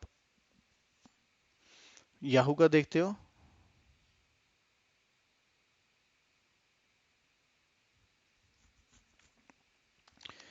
yahoo.jp करते हो But तो जापान in खुलेगा। US it open like mail.yahoo.com. Mail नहीं खुलना चाहिए। अगर तुम yahoo.com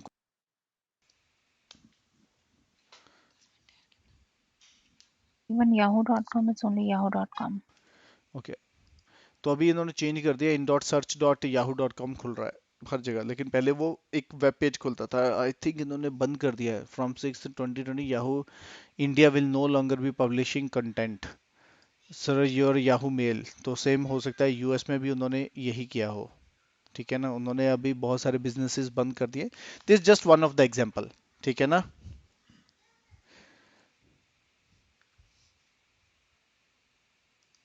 हाँ सेम ये खुल तो रहा है याहू।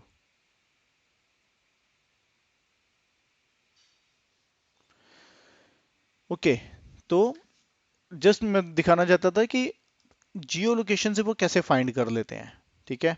तो पूरा मतलब उनका डिपेंड करता है, उनको देखना होता है कि कौन सी कंट्री से रिक्वेस्ट आ रही है, और बेस्ड ऑन दैट, जैसे नेटफ्लिक्स का भी है, आपका अकाउंट आईडी होता है, ठीक है, लेकिन वो कंट्री कंटेंट कैसे रहते हैं आपके, उसके ऊपर भी डिपेंड करते हैं, आपके अकाउंट पे कहाँ से आपने लिया है। ओके, तो अभी नेक्स्ट करते हैं हम लोग last, fail over. Fail over में क्या होता है कि आप ये डिफाइन करना होता है कि कौन सा मेरा प्राइमरी सर्वर होगा और कौन सा मेरा सेकेंडरी सर्वर होगा। सेकेंडरी तभी यूज होगा, it is a one of the costliest policy. मैं कॉस्टलीस्ट इसलिए बोल रहा हूं क्योंकि दोनों सर्वर चाहिए पर यूज एक ही होगा। दूसरा तब यूज होगा जब पहला बंद हो जाएगा। तो पहला माइट भी 6 महीने बाद बंद हो, या कभी भी बंद ना हो, या 2 साल में एक बार भी बंद ना हो, तो सेकंड सर्वर तुम्हारा वैसे ही पड़ा रहेगा। इसको बोलते हैं एक्टिव पैसिव। तो ये कैसे पता करेगा? तो राउट 53 क्या करता है, कॉन्टिन्यूस हेल्थ चेक करता है दोनों की। अगर दोनों में से एक भी डाउन हो जाता है तो वो ट्रैफिक को चेंज करके दूसरी जगह डाल देता है। तो लेट्स सी ये कैसे होगा। तो होस्टेड जोन में डालने से पहले मैं उसको हेल्थ चेक में ऐड करता हूं, क्योंकि डेफिनेटली वो तभी दूसरे पे शिफ्ट होगा अगर एक का उसको पता लगेगा इसकी हेल्थ में कोई प्रॉब्लम है, ठीक है।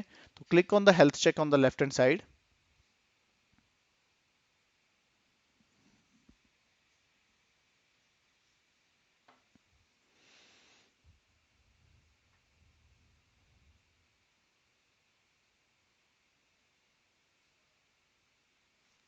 Create health check.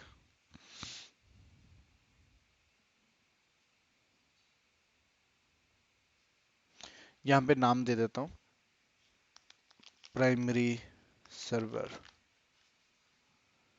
ठीक है। तो यहाँ पे आप आईपी भी दे सकते हो, नेम दे सकते हो, ठीक है। मैंने इसका यहाँ पे देता हूँ based on the IP address और based on the domain also you can give. मैंने आईपी एड्रेस देता हूँ, यहाँ पे कॉपी करता हूँ,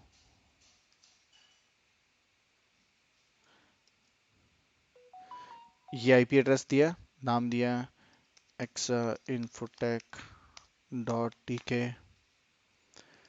पाथ दिया स्लैश इंडेक्स डॉट एचटीएमएल। अगर इसमें से उनको नहीं कुछ मिलता तो वो उसको बोल देगा कि it is not working fine. तो इसका कोई अलार्म क्रिएट करना है, अगर आपको यस करना है तो आपके पास एसएनएस टॉपिक होना चाहिए। पिछली बार जैसे मैंने मेल वाला कॉन्फ़िगर किया था, लेकिन दिस विल बी, हम लोग कॉन्फ़िगर करेंगे इसको इन डिटेल्स।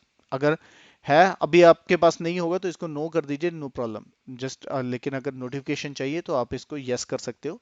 और एसएनएस टॉपिक हम लोग लेटर ऑन कवर करेंगे इन 7th चैप्टर।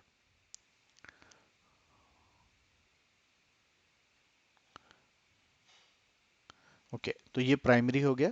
ऐसे मैं सेकेंडरी क्रिएट करता हूँ एक।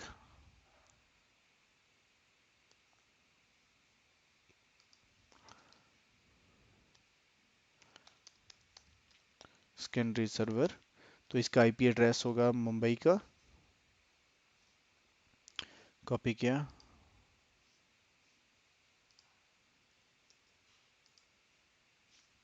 उस नेम exainfotech डॉट टीके index dot HTML.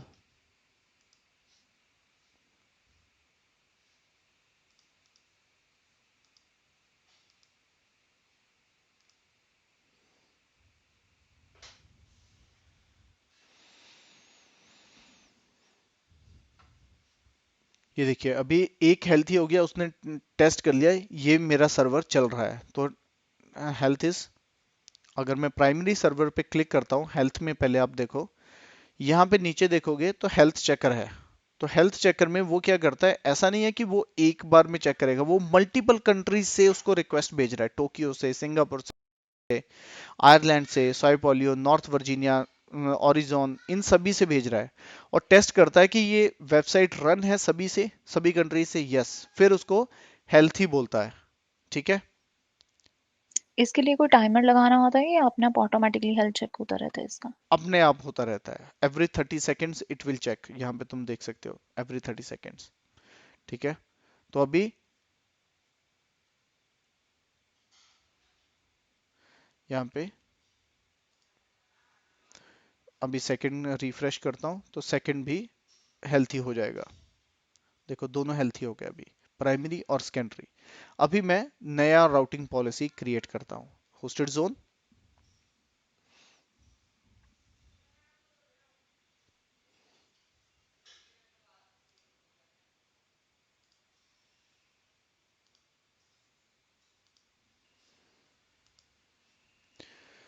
Okay, click over here, Exa Infotech. अभी नया पॉलिसी क्रिएट करते हैं, क्रिएट रिकॉर्ड।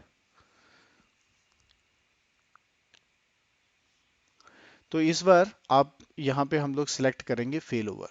तो फेल ओवर में पहले मैं दूंगा, फॉर एग्जांपल मैं यूएस का दे देता हूँ कि मेरी प्राइमरी साइट है यूएस, तो यूएस का आईपी एड्रेस देता हूँ। तो वो पहले यहाँ पे जाए, फेल ओवर में उसको मैं बताया ये प्राइमरी साइट है मेरी, रिकॉर्ड आईडी होगा 1, और यहाँ पे मैं हेल्थ चेक में देता हूँ कि कौन सा हेल्थ चेक, प्राइमरी सर्वर जो मैंने दिया है। सेकंड, मुंबई सर्वर, वो मेरा सेकेंडरी सर्वर होगा, तो मैं यहाँ पे मुंबई सर्वर का आईपी देता हूँ। यहाँ पे चेंज करता हूँ पॉलिसी टू फेल ओवर,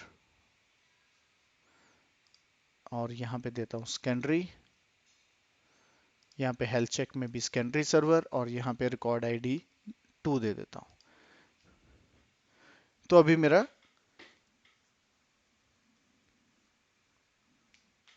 अभी सभी का प्राइमरी सर्वर आना चाहिए यूएस। तो एक बार रिफ्रेश करो, मेरे में यूएस ऑलरेडी आ रहा है।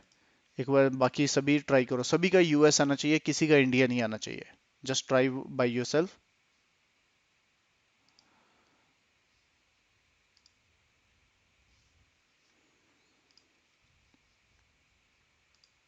For me, it's US. Okay, US. तो सभी का यूएस आ रहा है, अभी किसी का मुंबई नहीं आना चाहिए। अभी मैं क्या करूंगा, तो एक अपने उस वेब सर्वर में जाके वेब सर्वर को स्टॉप कर देता हूँ, सिस्टम सीटीएल स्टॉप HTTPD। मैं यूएस का सर्वर स्टॉप कर देता हूँ। अभी आप देखोगे तो आपका सर्वर का डाउन टाइम स्टार्ट हो गया, स्टॉप HTTPD। अभी आप उसको रिफ्रेश करोगे तो वो page can't be displayed after some, अभी आएगा, अभी स्टॉप नहीं हुई सर्विस।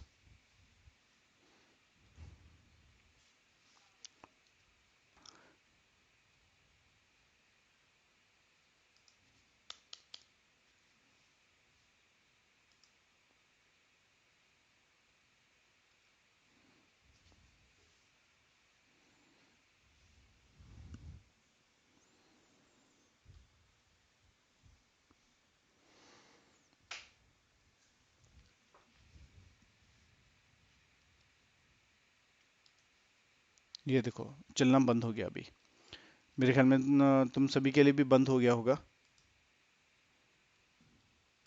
चेक करोगे एक बार?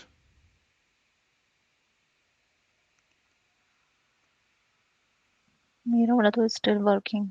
No, it's not for me. It's not working. अभी जब किसी आपने का वर्क नहीं होगा। the moment आपने stop किया था ना हाँ, HTTPD, उस टाइम काम लगा। बंद है। Not working right. तो अभी क्या हमें देखना है, before it will start the secondary, मैं आपको दिखाता हूँ हेल्थ चेक में वो कैसे देखता है।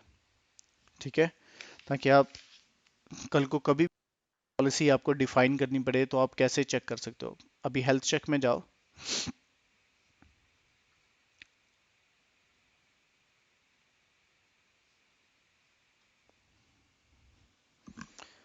ये देखो, प्राइमरी यहाँ पे मत देखना, मतलब ये ग्रीन कलर होने में थोड़ा टाइम लेता है हमेशा, ग्रीन से रेड होने में। यहाँ पे अगर देखोगे हेल्थ चेकर में तो सारे फेलियर आने शुरू हो गए। तो वो ऐसे करता है कि एक एक करके सारी कंट्रियों से चेक करता है। ठीक है, अगर फेलियर आ गया फिर वो फेल ओवर स्टार्ट करेगा। ठीक है, तो अभी इस कंट्री का देखते हैं, इस कंट्री में सभी चल रहा है सक्सेस होके। तो wait for some time, and वो क्या करेगा, फिर हमारा सेकेंडरी स्टार्ट हो जाएगा, इंडिया सर्वर आएगा।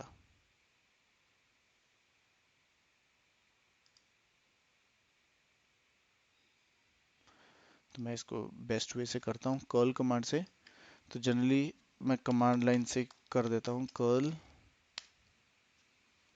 आना शुरू हो गया, इंडिया से चलना शुरू हो गया। जीयूआई में ब्राउजर में जस्ट चेंज करके देख लीजिए, नहीं तो ब्राउजर तो वो टाइम कई बार ले लेता है।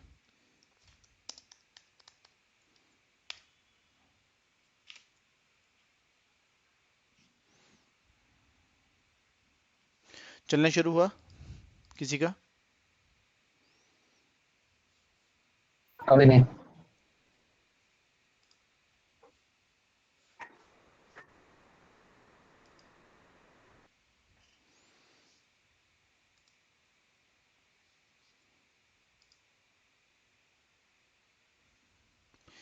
CLI एक्चुअली स्टार्ट हो चुका है बट ब्राउजर में।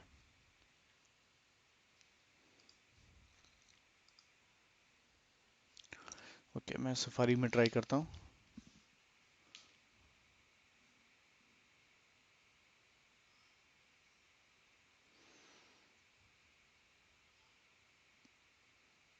देखो मैंने सफारी एज में, में ट्राई किया था, उसमें चल रहा है। हाँ तो ब्राउज़र चेंज करोगे तो वो चल जाता है, क्योंकि कई बार वो कुकीज़ में उसके पर्टिकुलर इंफॉर्मेशन स्टोर रहती है हम्म। थोड़े टाइम के लिए। तो अभी देखो मेरा इंडिया सर्वर चलना शुरू हो गया। तो मेरा जो फेल ओवर था, कि मतलब डाउन हुआ मेरा यूएस सर्वर, और ऑटोमेटिकली रिक्वेस्ट कहाँ चलेगी, सारी इंडिया सर्वर्स पे। ठीक है, clear up to here everybody? अभी मैं क्या करूंगा, सभी का चल गया ये नहीं? हाँ चल गया। ओके, नहीं है तो आप मोबाइल डेटा से ट्राई कर लो, तो वो इंडिया ही दिखाएगा अभी। ओके, अभी मैं क्या करता हूँ, मेरा वेब सर्वर दोबारा चलना शुरू हो गया, तो मैंने इसको दोबारा स्टार्ट कर दिया। ठीक है, तो इट मीन्स मेरा जो भी इशू था वो फिक्स हो गया, मैंने स्टार्ट किया, सर्वर मेरा यहाँ पे चलना शुरू हो गया। ठीक है, अभी क्या वो वापस जाएगा उस सर्वर पे? यस। जैसे ही तुम्हारा मेन सर्वर दोबारा आ जाता है, ठीक है, तो वो उसको दिखा देगा कि yes it is working. But कैसे?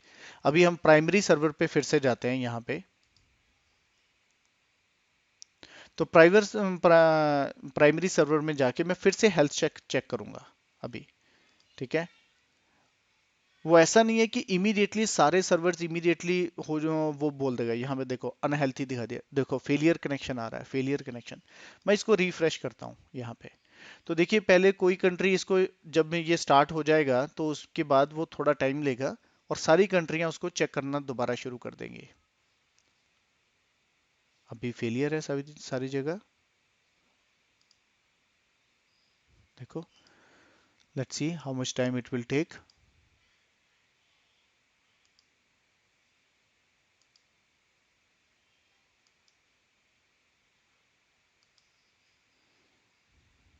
ये देखो अभी आ गया, आयरलैंड ने उसको ओके कर दिया, नॉर्थ वर्जीनिया में ओके हो गया, कैलिफोर्निया में ओके हो गया, बाकी जगह अभी देखो सारे जगह पे ओके ओके हो गया। ठीक है, अभी अब दोबारा टेस्ट करो।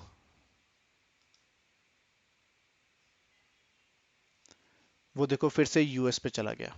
अभी मैं सफारी में भी एक बार ट्राई करता हूँ।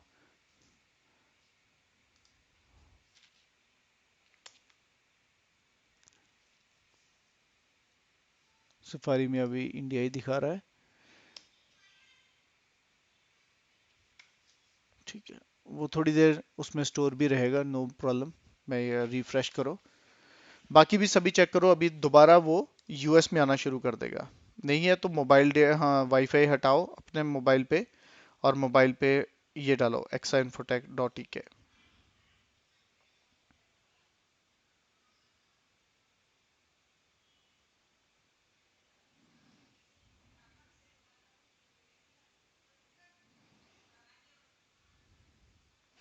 मुझे भी मोबाइल पे भी यूएस सर्वर दिखाई दे रहा है।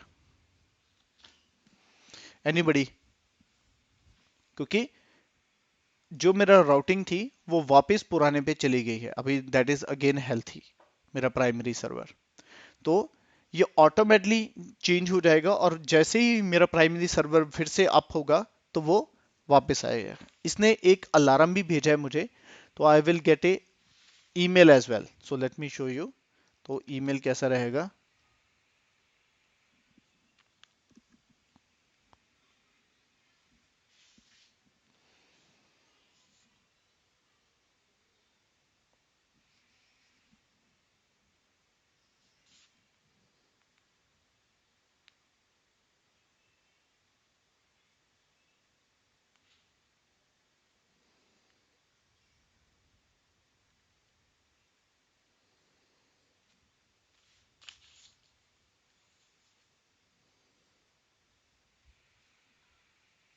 ये देखो एक नोटिफिकेशन आया था।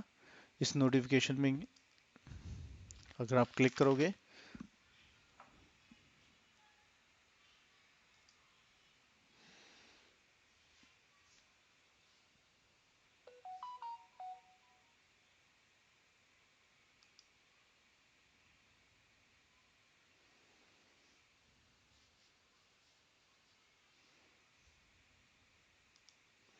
I don't know why Gmail is taking too much time.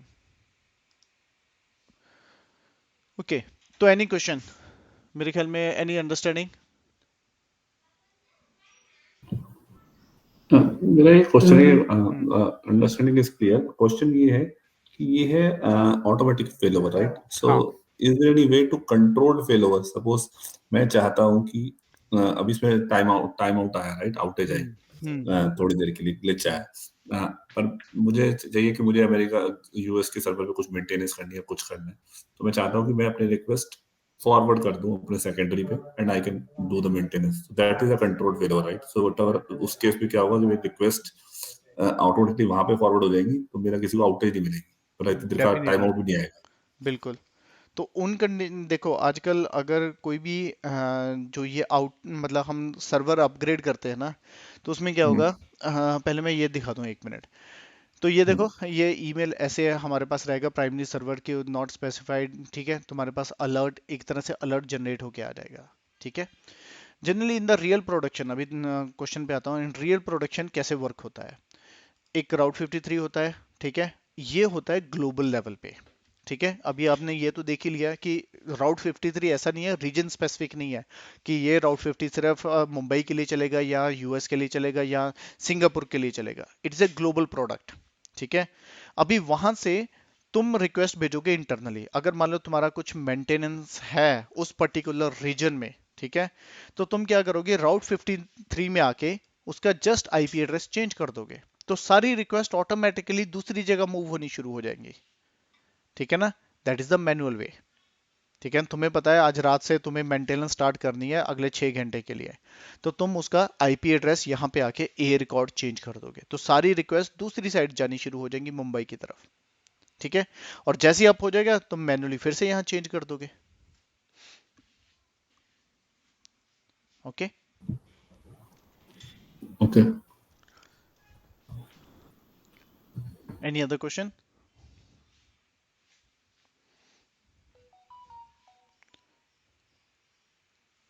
Okay, तो इसको कंप्लीट करने के बाद सभी कुछ डिलीट कर देना बाय डिफॉल्ट। ये जो रिकॉर्ड है ये सिर्फ $0.5 आपके चार्ज करेगा। कोई भी नया होस्टेड जोन आप करते हो पूरे मंथ के लिए $0.5 ही होगा। एक जब भी आप क्रिएट करोगे तो पूरा मंथ यूज कर सकते हो, उसके बाद मंथ बिलिंग से पहले इसको डिलीट कर देना।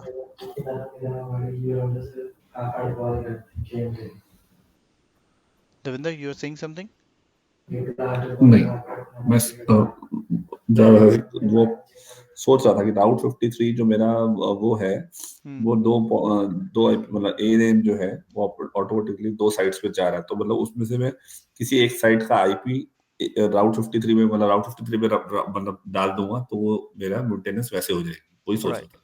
राइट, ठीक है। इसका बेटर वे में मतलब जो प्रोडक्शन वे में क्या करते हैं, हम लोग आईपी एड्रेस नहीं देते, हम लोड बैलेंसर का एड्रेस देते हैं राउट 53 में, किसी सर्वर का आईपी एड्रेस नहीं देते। तो उसके लिए क्या करते हो आप लोग, उसका जब यहाँ पे रिकॉर्ड क्रिएट करते हो तो उसका पर्टिकुलर दिखाता हूँ, एक मिनट,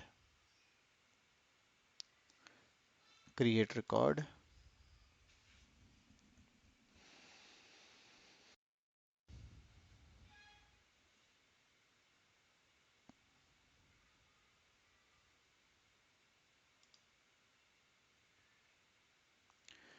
ठीक है।